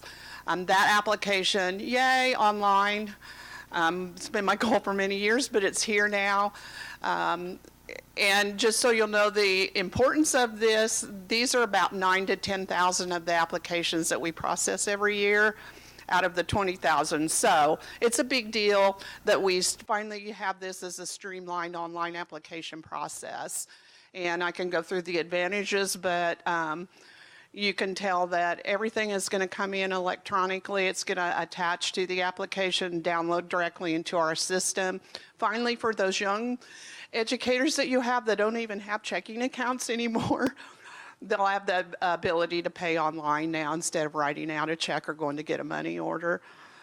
So what does this mean for your districts? You'll access it through the authenticated system, license applications, just like you do currently for some of the others, the Form 21, the Form 20, all of those that have already gone online. The change that will occur is you will be either scanning or browsing and uploading the PDC transcripts. And also we're asking that the applicants get you one official transcript that then you can keep for your district purposes, and you will scan that and upload that. So anybody who's renewing on PDC points, including those earned through credit hours, you'll see it's the applicant's responsibility to get the transcript from the university to you, but then you'll be uploading everything. Experience verification will be part of that little district piece that you'll be able to verify people's experience. And then for the applicant, this is built so it's pretty self-guiding. The first question we ask is, do you have a bachelor's degree? Do you have a graduate degree? If they click on the button by I have a bachelor's degree, it will open up a section that says, here are your options for renewing your license. You click on the one that you think you're renewing on, and it will tell you these are the documents that you need to have available. It directs them, for example, that they'll have to provide a transcript and so forth. It gives them the choice to say, this is the districts that's going to verify my information. They can choose multiple districts, say it involves 2 different districts. They can designate both districts. So it's self-guided as they walk through. They open up, say I have a graduate degree, again it will open up the options. They click on the one that they want to use and it will direct them through that. It will also, those of you who have hired people from out of state that have out of state experience, for example, they might have a graduate degree, it will allow them to have notifications sent to that out of state school district to collect that information for them. So that out of state district will get email notifications from the system. So hopefully as we launch this, the number one thing is the turnaround time will be a lot faster, a lot less notification because everything will come in as a packet together and download again directly into our system, so we won't have to be waiting for application materials. I can't give you a specific date, but it will be this spring.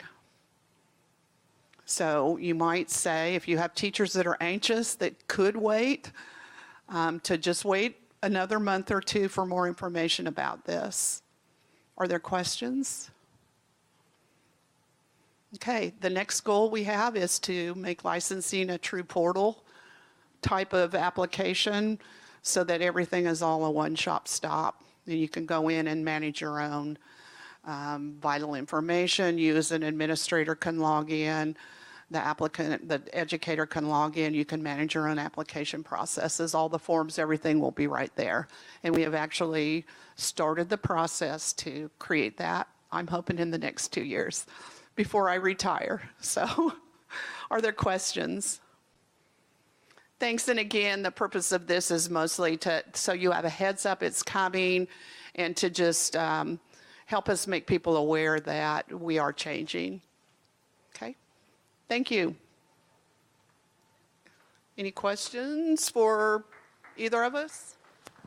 Brad said after this portion of the program, you are free to go. Drive safe. Thank you.